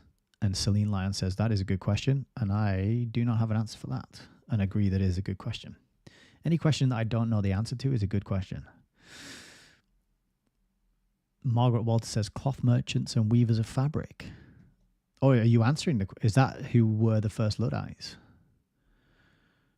Maybe it was. Shermanicus says, don't damage your books, use some post-it notes as markers. Oh, that's probably in reference to me considering turning down the page on the corner there. Good advice, though, Shermanicus. I'm actually looking at getting some of these plastic covers to put on some of the older books where the dust cover is falling to bits. So, yeah, good advice. Buy lots of books, read lots of books, and preserve them and look after them, and don't damage them. Frank says, gosh, Nick, you have many great shorts presenting in this book. Brilliant. And then capitalism plus communism equals stakeholder capitalism. Yeah, I like that formulation. That's very good.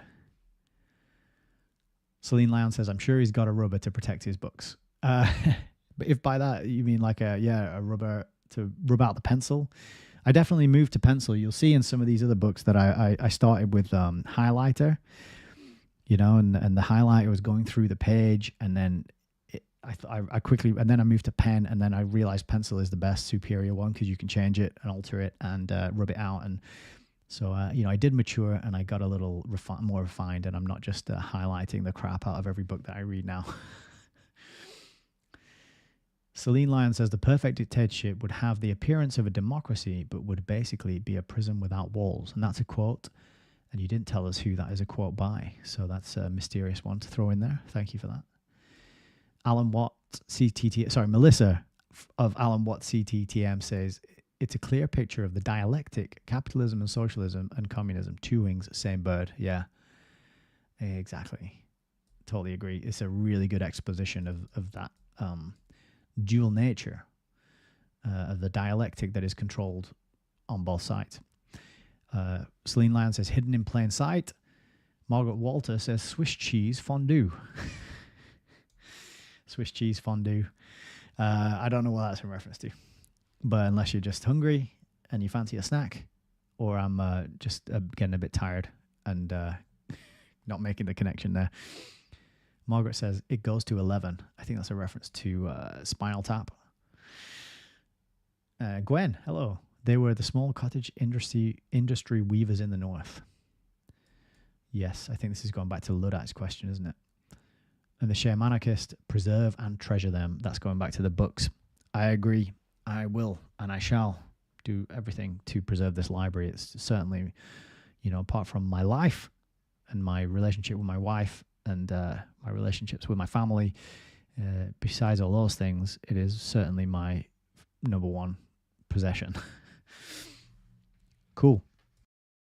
Great comments. Thank you everybody in the chat for contributing and being involved, because that's what makes it all worthwhile and makes it much more fun. So looking ahead, we've got a few more sections coming up, but they're much shorter than that one we just read. What are we on? We're just under 2 hours, so let's finish off the rest of this chapter. Why not? We're all here. We're having a good time, and we're all learning. So onward. Let us continue. Oh, Celine Lyon says that quote was Aldous Huxley. Oh, no way. Thank you. I'll read that again. So this is Aldous Huxley. The perfect dictatorship would have the appearance of a democracy, but would basically be a prison without walls. Yeah. You would think you were free, and the walls, I would go one further. Not that I'm, have any right to criticize, to change Huxley's words, but I would go on further and say the prison walls would exist, but they would be invisible and undetectable, or they would exist, but people had been so thoroughly conditioned that they didn't see them and they didn't ever go near. Kind of like when you tie a baby elephant to a stick in the ground, it grows up thinking that if it's tied to that stick, it can't move, even though it has all the strength and is more than capable of yanking that stick out of the ground and free and being free, right? Same concept. Okay, let's get back to it over on the book cam.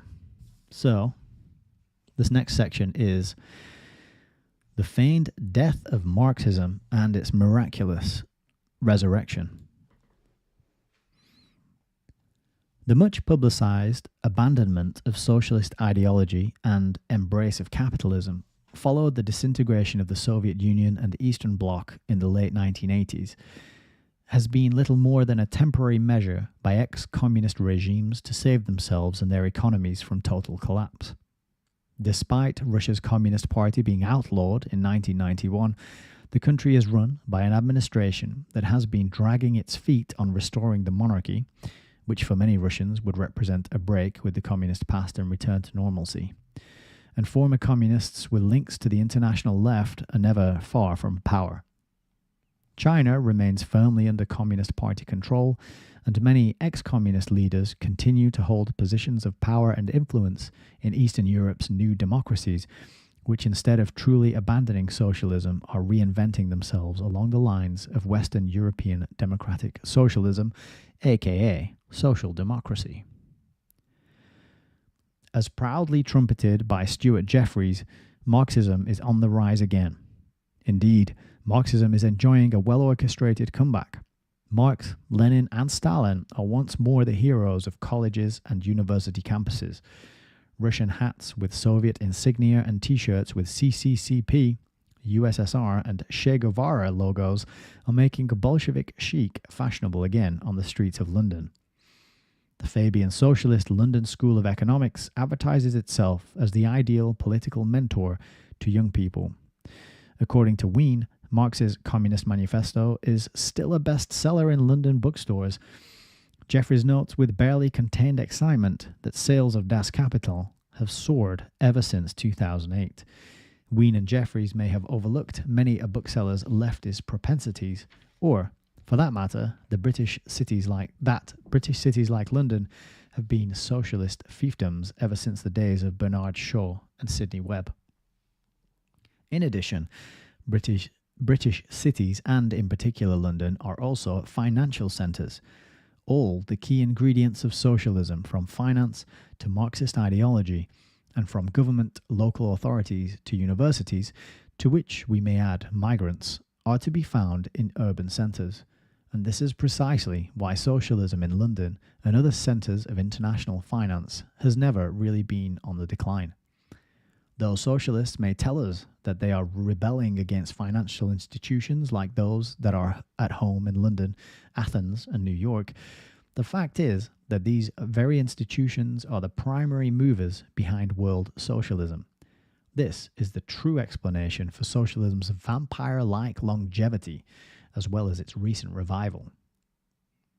It ought to be obvious to all objective and critical observers, though, understandably not to propagandists of The Guardian, which is a paper run by Rothschild associates like Paul Miners and Anthony Saltz and their gullible followers, that the financiers who bankroll world socialism also bankroll rebellion against themselves. Occupy Wall Street, funded by billionaire financier and Rothschild associate George Soros, is a classic illustration. The purpose of this tactic is to mislead the opposition and to trick the political system into introducing further banking control and centralization, a key demand of Marx and Engels' Communist Manifesto. Thus, while smaller, honest banks are struggling, offending global giants like Rothschild, Lazard, JP Morgan Chase, Citigroup, and Goldman Sachs are growing, and their links to each other and to the ruling elites are becoming ever closer and stronger. Socialists rebelling against banks should be asked to explain the similarity or identity of Marxist objectives to that of big bankers relentlessly pushing for concentration of finance in the hands of a few. Above all, they should explain the close collaboration between their leaders and the leaders of international finance. For example, Lord Rothschild of N.M. Rothschild and Sons personally funded and served as president of the LSE, an institution set up by Fabian leaders to teach economics on socialist lines, to which the Rothschilds have retained close links ever since, as have the Rockefellers and other leading bankers.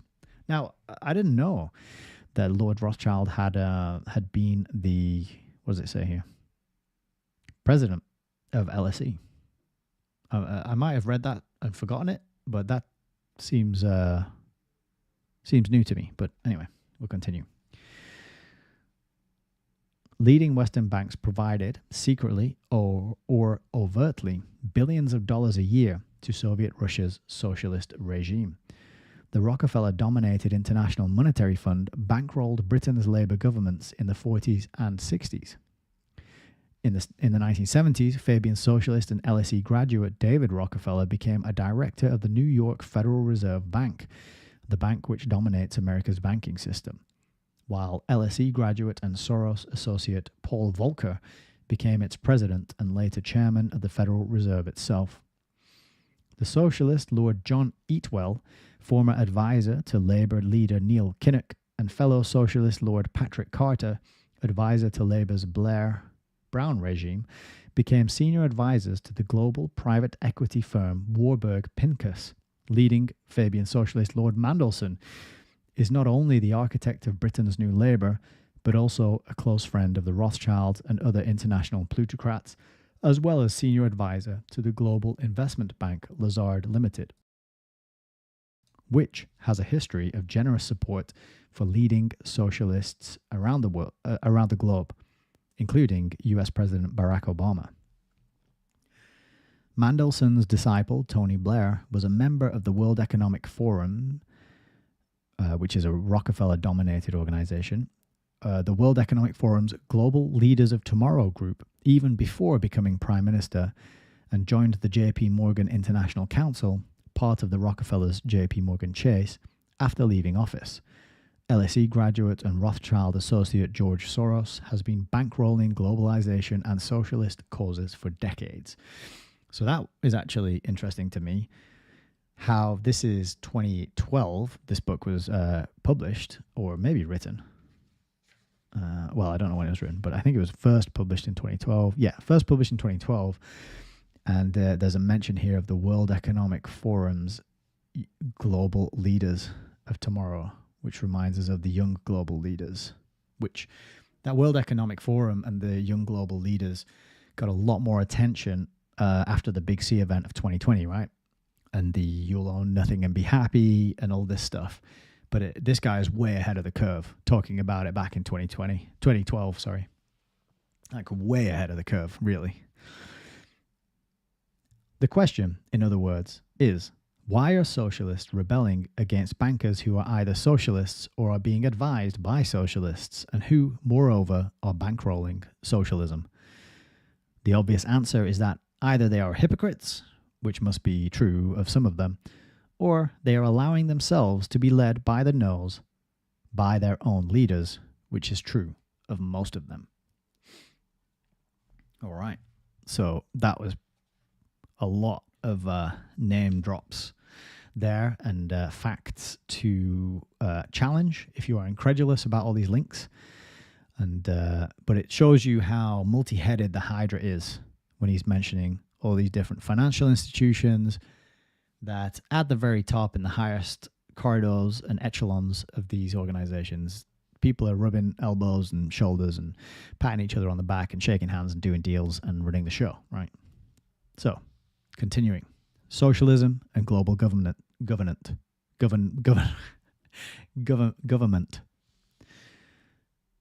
One key element of socialism that has remained unchanged since Karl Marx is internationalism and the resultant drive for world government. While various degrees of internationalism have been promoted by other systems, it has been a core value of socialism. Already in his 1848 Communist Manifesto, Marx expressed his belief that solidarity between the workers of all countries was more important than solidarity between the citizens of one country. Marx also recognized that the emergence of global markets had turned capitalism into a global system. Yet, instead of challenging the global economy that supported capitalism, he advocated the replacement of global capitalism with global socialism. As noted above, socialist organizations promoting internationalism have been created from the time of Karl Marx. Marx himself had been a leading figure in the International Working Men's Association, the First International.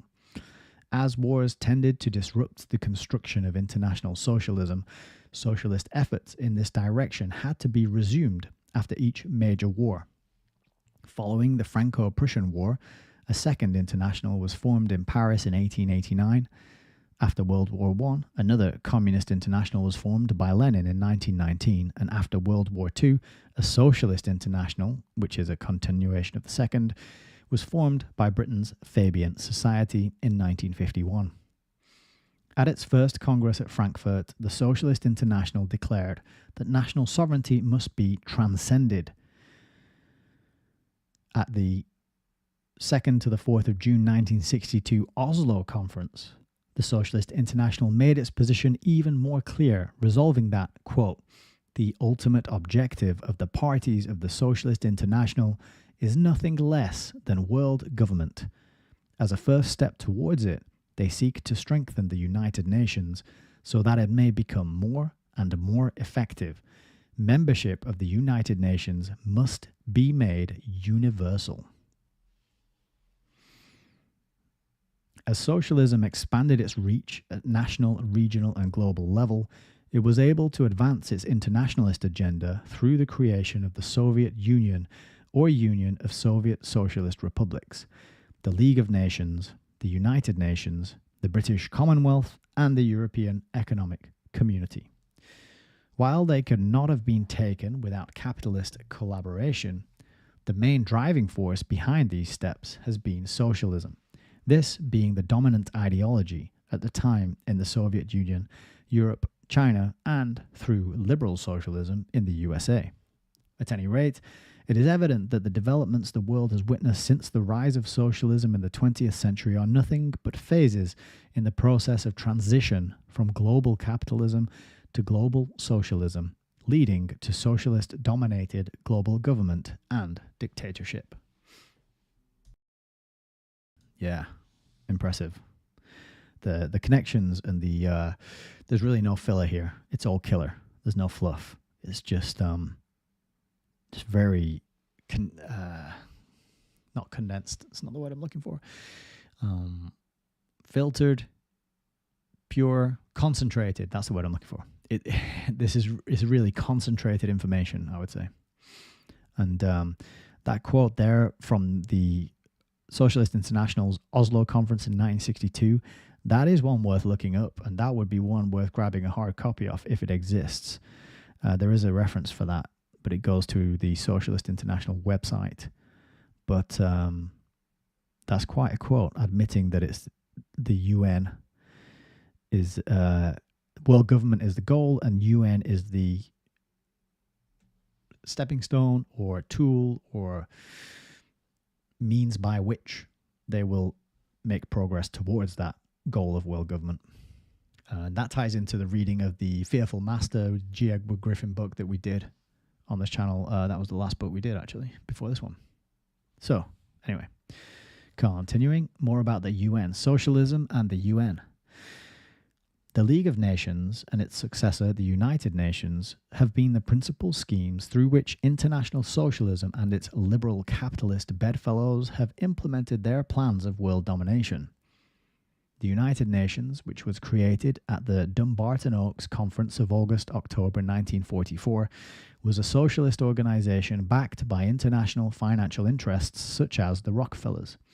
Its main permanent founding members were socialist-dominated Britain, socialist Russia, liberal socialist USA under Democrat and New Deal author Roosevelt, socialist France under Charles de Gaulle's coalition government of communists, socialists and Christian Democrats, and National Socialist China under Red General Chiang Kai-shek.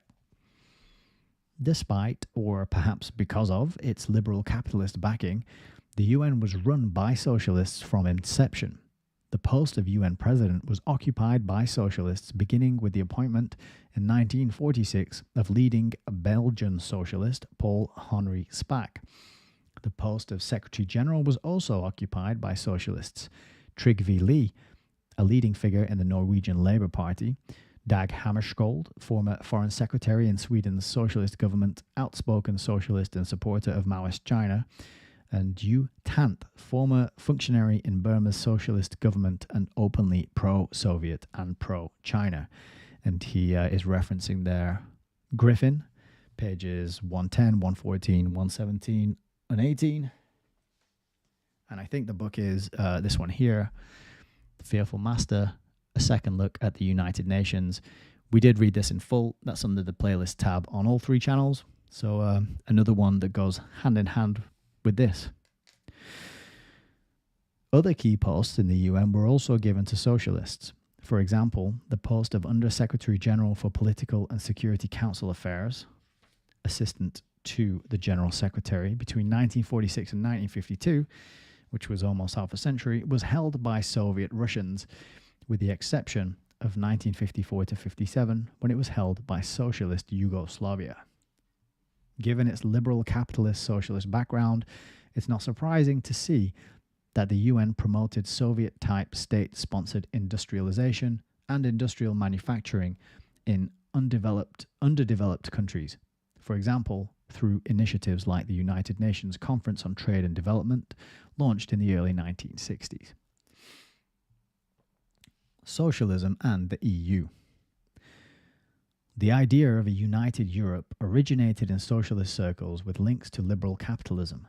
Marx and Engels' co-conspirator Moses Hess advocated a federation of England, France and Germany in the 1840s. At about the same time, the French writer and statesman Victor Hugo campaigned for a United States of Europe. Its liberal capitalist origins are confirmed by Engels himself, who described Hugo's project as bourgeois. Unsurprisingly, the socialist camp represented by Wilhelm Liebknecht, Karl Kautsky, Vladimir Lenin, Arthur Ponsonby, Leon Trotsky and others all parroted the liberal capitalist slogan by calling for a United States of Europe. It goes without saying that they all meant a socialist United States of Europe. Among the most vigorous promoters of the idea were the Australian socialist Richard Coudenhove-Kalergi and France's socialist Prime Minister Aristide Briand. A leading figure in the French section of the Second International, Briand became foreign minister in 1925 and declared his ambition to establish a United States of Europe. In 1929, Briand made a speech to the then 27 European members of the League of Nations in which he proposed a federal union. In 1930, he presented to the League a memorandum from the French government on the organization of a regime of European Federal Union. In 1931, Sir Arthur Salter, a former Fabian Society member who later served as head of the Economic and Financial Section of the League of Nations Secretariat, published a collection of papers entitled The United States of Europe, in which he explored the building of a federal Europe, declaring that the United States of Europe must be a political reality. Like, as an emphasis on the word must, I think. The United States of Europe must be a political reality.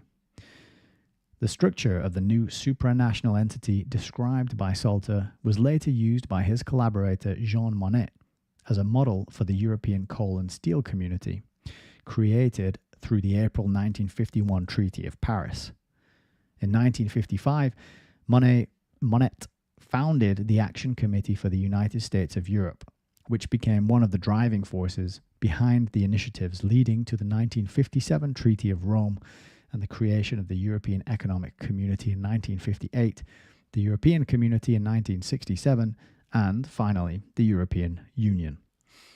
Like the UN, the EU was run by socialists from the time of the first president of the Common Assembly of the ECSC, Paul Henry Spaak, and has remained dominant by socialists such as Roy Jenkins, Jacques Delors, Romano Prodi, Javier Solana, Lord Mendelssohn, Baroness Ashton, and many others. Following the dissolution of the Eastern Bloc, the Soviet Union and its satellites, many former members of East European communist parties were appointed to key posts in the EU hierarchy.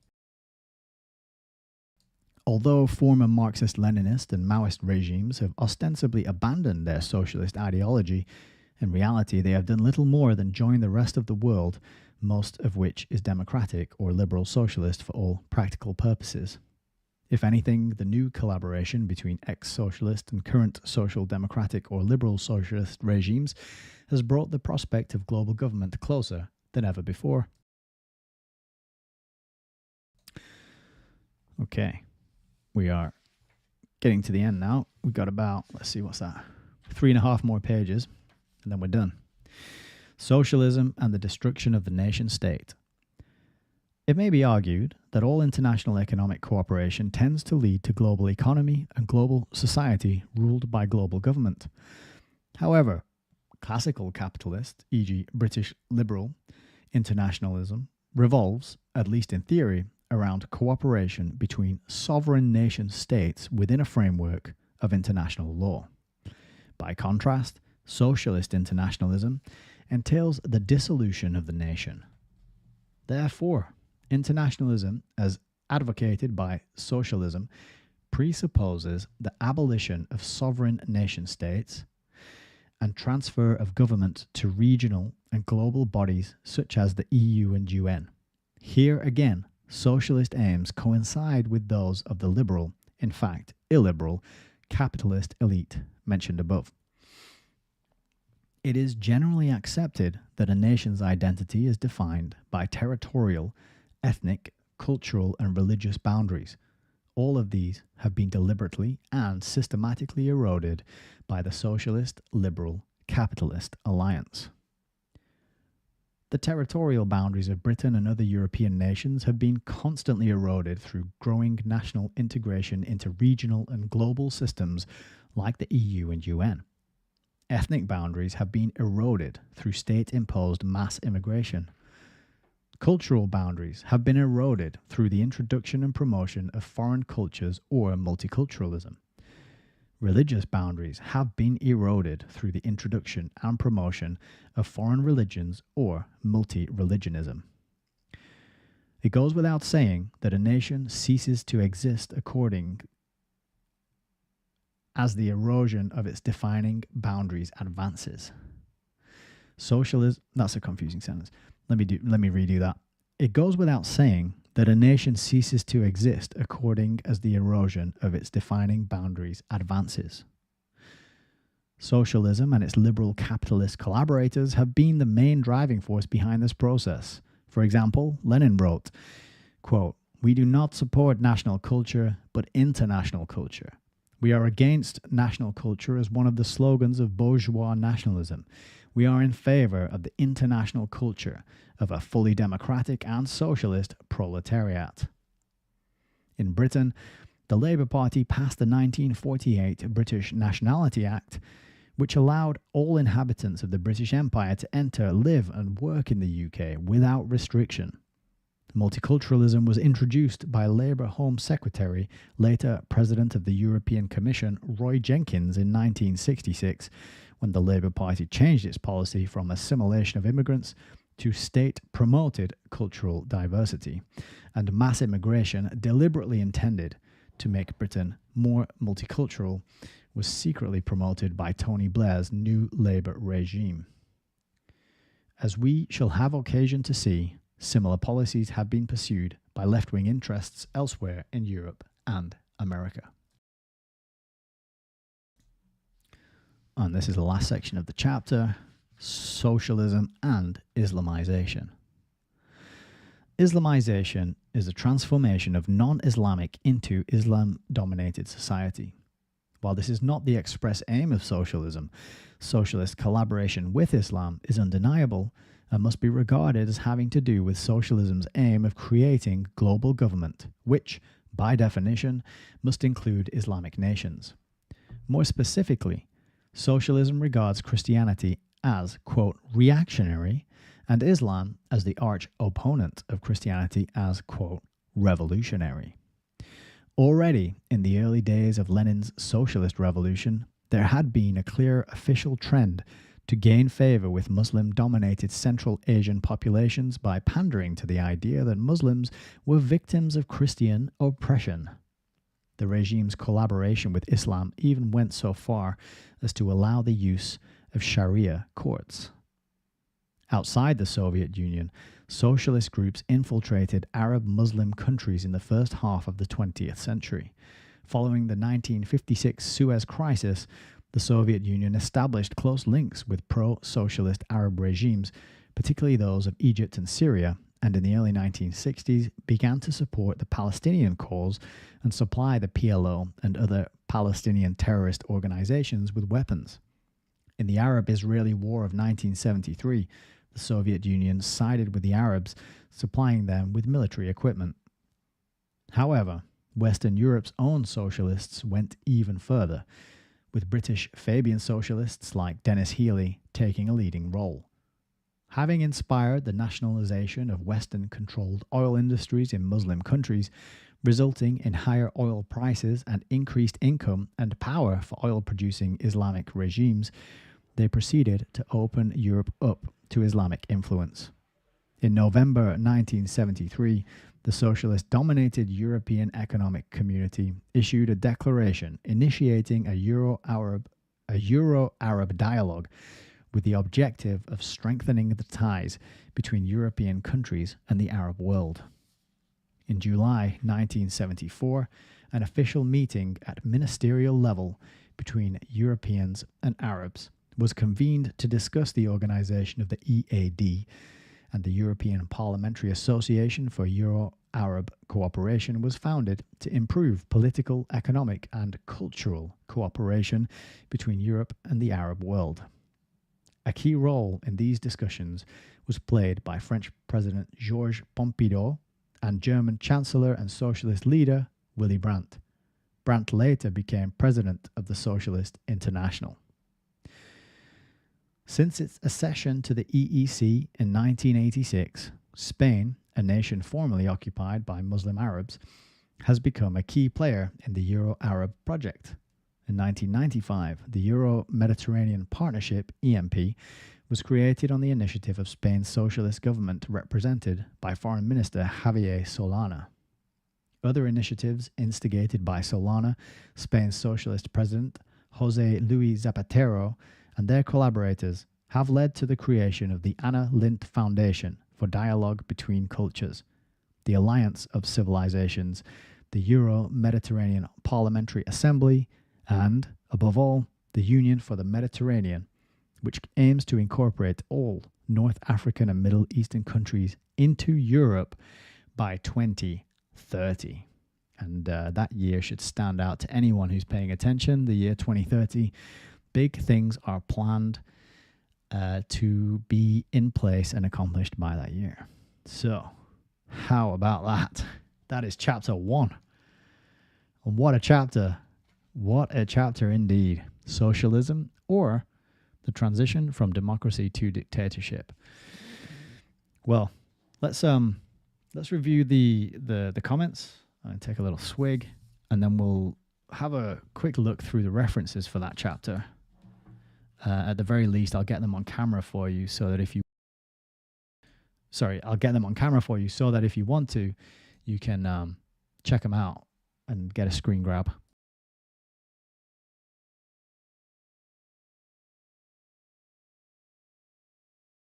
ESP is asking what the Commonwealth consists of. The Commonwealth is what the British Empire became.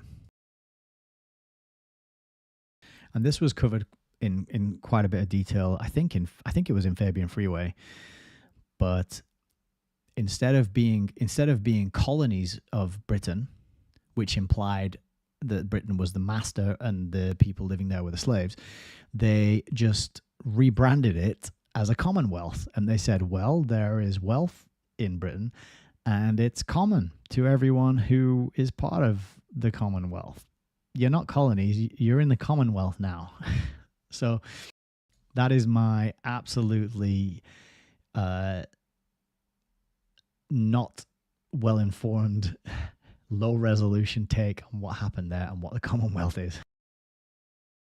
So I'm happy for people to jump in and give a better explanation of that. But in general terms, it was a rebranding. I once bought, when I was living in Bristol, I bought a bicycle, and there was a guy who I bought it from. He wasn't native to Britain, but he'd moved here from a Commonwealth country.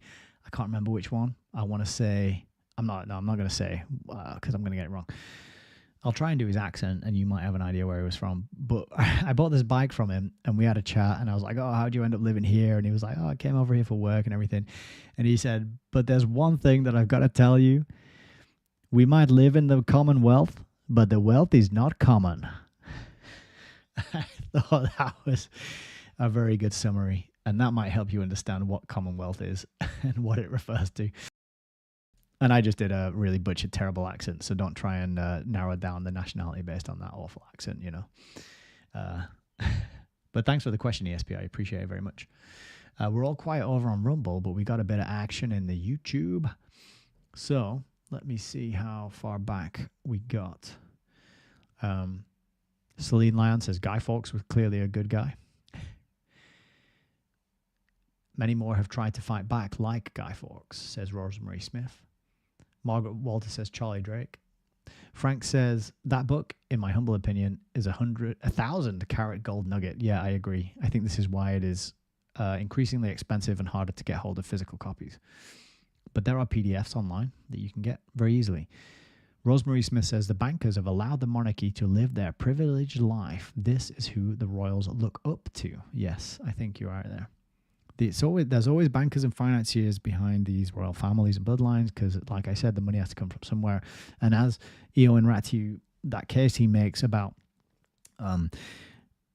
the wealth used to be the wealth used to come from the land, but then as soon as money came onto the scene, then the wealth comes from the banks and the bankers and the people who control that. So that shift from a monarchical system into a more capitalist bank financial system is quite critical and key to understand, isn't it?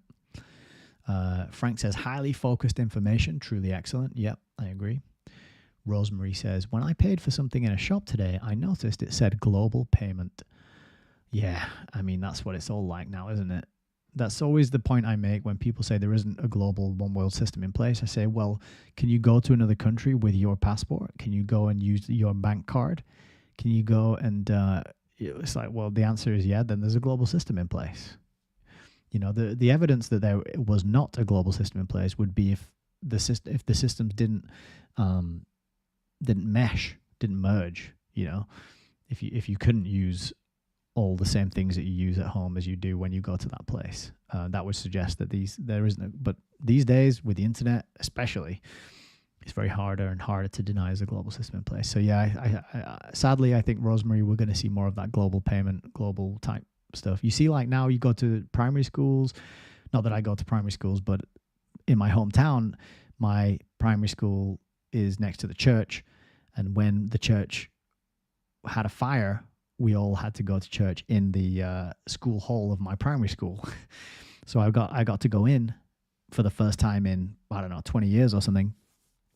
And I noticed on the way in to the main hall, there's this whole display in rainbow colors about global citizens and how we are global citizens and all these like drawings that the school children had done there. So I think we are going to be seeing a lot more of it. And if we don't like it, then we're probably going to get our rations taken off us. Margaret Walter says, a little more wine, my dear. And I haven't had any wine yet today. Might have to remedy that as soon as the broadcast ends, though. Frank Lennon says, von Coudenhove, he was an aristocrat. And I got a biography about von Coudenhove. It's over there on the shelf, so I can't grab it. But it's called Hitler's Cosmopolitan Bastard, which I think is a really good title for a book, I think. Cool. Celine Lyon throwing out the alphabet soup there, WEF, NAVO, WHO, etc., WWF. Thank you, Margaret. Yeah, all of these 3-letter, 4-letter alphabet soup organizations, it's all there to confound and confuse and seem boring and innocuous so that we don't look into it and find out what the hell they're actually doing and what they stand for, right? So I think I'm pretty much up to speed. Celine Lyon says, well done, great reading. Thank you very much. I very much appreciate your kind words. And then also the East India Company, yeah, which I think is a very key organization to be aware of with regards to understanding Commonwealth and this transition and the British Empire and the areas of the world which it held under its control. The East India Company. I need to know more about that, actually. I don't know much about that, I'll be honest. That's a bit of a, that's why I'm here. If anyone's got good books to recommend on the East India Company, we can get them read. That's what it's all about, isn't it? Melissa says, that last section was very interesting, Islamization. I agree. And, it's something that I see on a daily basis now that I'm living where I am. And I think there's going to be more sections in this book dealing with that exact topic. In fact, Chapter 10, the final chapter of the book, which is 70 pages, the title of that chapter is Islamization. So definitely check out further installments of this series for more info on that particular topic. Frank Lennon, with his characteristic, impeccable wordplay, says, the communist wealth, Empire 2.0. Yes, well done. I like that. Margaret Walter says, some states in the USA are really Commonwealth, like Kentucky. Wow, I didn't know that. Wouldn't surprise me at all, though. Celine Lyon, to the rescue. The Commonwealth was the group name for what the East India Company mafia had dominated. Okay, thank you. And then also, wasn't it Rockefeller that said, I care not who the political party is as long as I control the banking? I bet that's been said many times because it's just absolutely spot on and true, isn't it? Fantastic. Well, thank you for all the input and the comments. That's what really brings these broadcasts to life. I can sit here and do my thing, but if you aren't there taking it in and responding and reacting, then I'm just a crazy guy talking into a microphone on my own. So last final thing, and then we'll wrap up for tonight. Let's have a final look at some of these resources and footnotes, because This is where we can get all nerdy. This is where I find out, when I'm adding books to my collection, I usually get them from pages like this. And you don't overestimate the value of the footnotes and references in some of these books, right? Because even if you can't get hold of the book, it's evidence that the book existed, and that in and of itself could be valuable moving forward. Just like, oh, did you know there was a book that existed that dealt with this, and where's that gone? So as these things get memory hold and as information gets trickier and harder to find, even just a list of sources and references is valuable in and of itself, especially for older books that are well referenced and well sourced. So bear that in mind. So we've got an Annie Applebaum book called Gulag. I tend to scan through the ones that have like older publication dates. So we got some from the 70s here. There's Isaiah Berlin's got a Karl Marx. There's an 1899, The Preconditions of Socialism. Now, that sounds like something that'd be good to get hold of, an older copy, but that's 2002 translation. Okay, hopefully you got a screen grab of that if you wanted it. And here's the next page. Ooh, there's a book there by Kerry Bolton called The Psychotic Left. It's great. That's a good title. The Great Deception, The Secret History of the European Union. That also sounds like a good one there. Christopher Booker and Richard North. A History of the Labour Party and Foreign Policy. That sounds pretty even-handed. The title at least doesn't give away any bias, not like this Psychotic Left.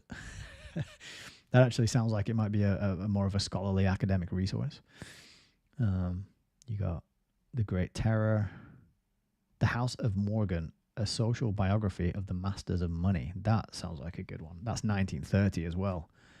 So to me, that being an older one, that makes me think I'd like to track down a copy of that.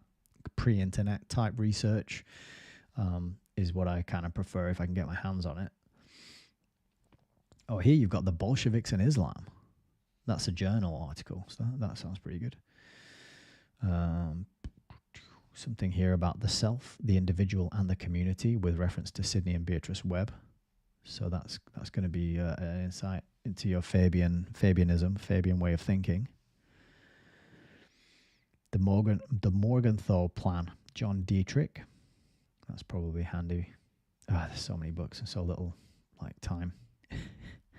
Neil Ferguson's Rothschild 2-volume history of the family. Oh, there it is. There he is. There's our man, G. Edward Griffin, the Fearful Master. Second look at the United Nations. Yeah. So we're good. We're on good. We're in good company. Here, now this one definitely stands out to me. This is a George Bernard Shaw biography. I don't have any biographies of him. That's 1911 as well. So that's a good old one.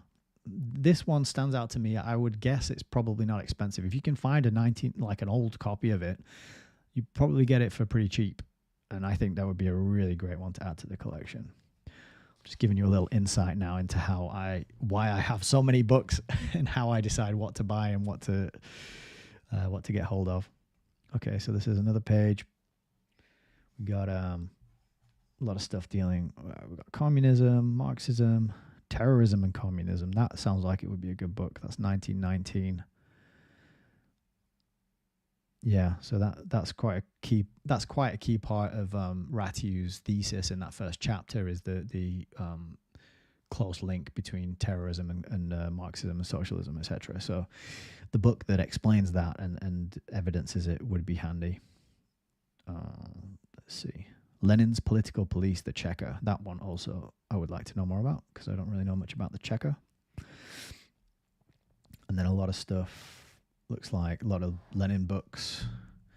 Then on the other page here, a lot more sort of Marxist, Lenin, socialist, communist type stuff. Brief History of Communism by Richard Pipes might be a good starting place if you're new to these topics and you want to get a primer on communism. This is an interesting title. The Red Flag, Communism and the Making of the Modern World. Right, so linking communism to the way the world is in the present day. A lot of people think communism's gone, the wall fell We dealt with that. It's over. It was outlawed in 1991. We've moved on from it. It doesn't exist anymore. Well, that would be a mistaken assumption, I think. And books like this suggest that will explain that link between communism and the modern day. And of course, Quigley's Tragedy and Hope, Anglo-American Establishment, the other Quigley heavy hitter. Lots of stuff on China and Mao. And a final page of references and footnotes. Resources. That's in German. You got Anthony Sutton's Wall Street and the Bolshevik Revolution, and Anthony Sutton's The Federal Reserve Conspiracy as well. That's one that I would like to get. I think Eustace Mullins also did a book on the Federal Reserve. I think maybe the first exposition of that.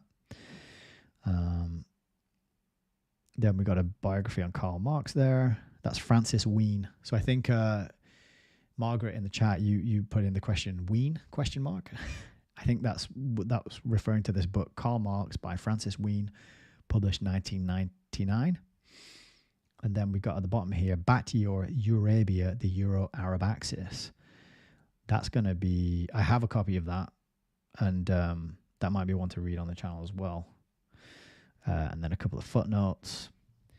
So there you are. That is chapter 1 of the Milner-Fabian conspiracy in 2 parts. And I agree with Turbs over on Rumble, who says this book looks like it's going to be dynamite. Although you didn't write dynamite, you wrote a little kind of bomb thing. But I'm just going to say dynamite because I'm not sure how to pronounce emoticons. But yeah, coming up when we continue next Tuesday, chapter 2, which is the Fabian conspiracy. And we're going to be learning all about the Fabian society, even more about it. And no doubt fleshing out our understanding. But that one chapter is massive food for thought. I think it's going to be a humdinger and quite a memorable one. So, hope everybody is doing well and enjoyed that. Just muted myself when I was halfway through a sentence. You can tell I'm getting tired. This usually happens around the 2.5 hour mark. My voice gets tired, my brain stops working, and I start to get a bit fatigued, but good progress tonight. Chapter 1 polished off. So as I mentioned before, we got 10 chapters. The book's 500 pages. We're about 50 pages into it. So we might be looking at 20 videos to get through this whole thing. If I do preamble rambles, I'm going to predict somewhere between 15 and 20 sessions to get through the whole book at the current pace we're going. But I'm really enjoying it so far. That first chapter, what a tour de force. And as I mentioned, having read the other books first, this one is really tying it all together and really bridging the gap between, where Quigley and Rose Martin finished off in the 1960s, bridging that gap up to now, and the evolution of these organizations that we're living under, the 2-letter and the 3-letter and the 4-letter groups. And it's really very eye-opening, very sobering, but at least we have a narrative and a story and a timeline that we can point to and say that actually matches reality, that matches what I'm witnessing. And it's going to empower you in your interactions and your conversations with other people who may be starting to question and ask, why are things this way? And you can say, well, actually, there's a really, really good book that explains it all. And there's a really good channel on YouTube where you can have the book read to you. And that is, of course, Hayes Reviews. So with that, I think I'm going to wrap this up. So thank you to everyone again. ESP over on Odyssey. We got Heidi, R. Murray 1 and Turbs on Rumble. And we got Celine Lyon, Frank, Margaret. We've also got Melissa and everybody else on YouTube. I'm scrolling up to try and find you. Gwen, there you are. Shamanakist, of course. And I'm sure we had Cedes Sapiente, Blake, Johnny Fogg, and that is everybody. Thank you all for being here. Appreciate it very much. I'm going to continue on next Tuesday with with the next chapter. We'll start at 7 p.m. UK time as usual. Please consider joining my social media presence and my chat group on Telegram. Keep up to date with what I'm doing. You can join the mailing list by sending me an email or autonomoususername@gmail.com. I will treasure your email. I won't spam it. I actually haven't sent anything out to the mailing list yet, but it's just another way to stay in touch in case this channel gets wiped off the face of the tube. Then I can let you know where I will be continuing this work. Odyssey is the fail-safe way because that is backed up and it's not going to get censored anytime soon because it's all like downloaded onto a blockchain and permanent once it goes onto Odyssey, I think. But don't quote me on that because I'm not a very good sort of tech nerd type person, right? But yeah, join the mailing list and allmylinks.com/Hayes Reviews, where you can find ways to support, contribute, and keep track of where I am and what I'm up to and what I'm doing. I am extremely grateful to all of you. And I agree with Celine Lyon, who says you have a very intelligent chat, Nick. Well, it's nothing to do with me, and it is everything to do with you showing up, not just for me, but for yourselves, satiating that curiosity, taking the time and putting in the effort and the attention and the care to learn about these things. You know, it's not just because learning is fun, which it is, but it's also because learning about how the world really works is so important and necessary. And you're part of that curious contingent of real individual humans who are taking this knowledge and information in. Maybe because it's your calling, you feel compelled to do it, but you know that there's a reason why this information is so resonant, and maybe you don't know what you're going to do with that information yet, but it doesn't matter for now. It's about taking it in and learning it and taking part in that whole process, right? So I appreciate you all very, very much, very, very deeply, and sincere thanks from the bottom of my heart. And I look forward to the rest of this book because I think it's going to be a wild ride indeed. So take care of yourselves and each other. Enjoy the rest of your weekend. It's not even the weekend yet, is it? Enjoy the weekend. You got a whole weekend coming up to enjoy. Think of all the things that you could do with it. How much possibility, how much potential there is there just waiting to be unlocked. So make the most of it. And I will see you back here again Tuesday. We will be continuing with, what did I say it was? The Fabian conspiracy on Tuesday. All right. Take care. And thank you very much. And until I see you on Tuesday, God bless.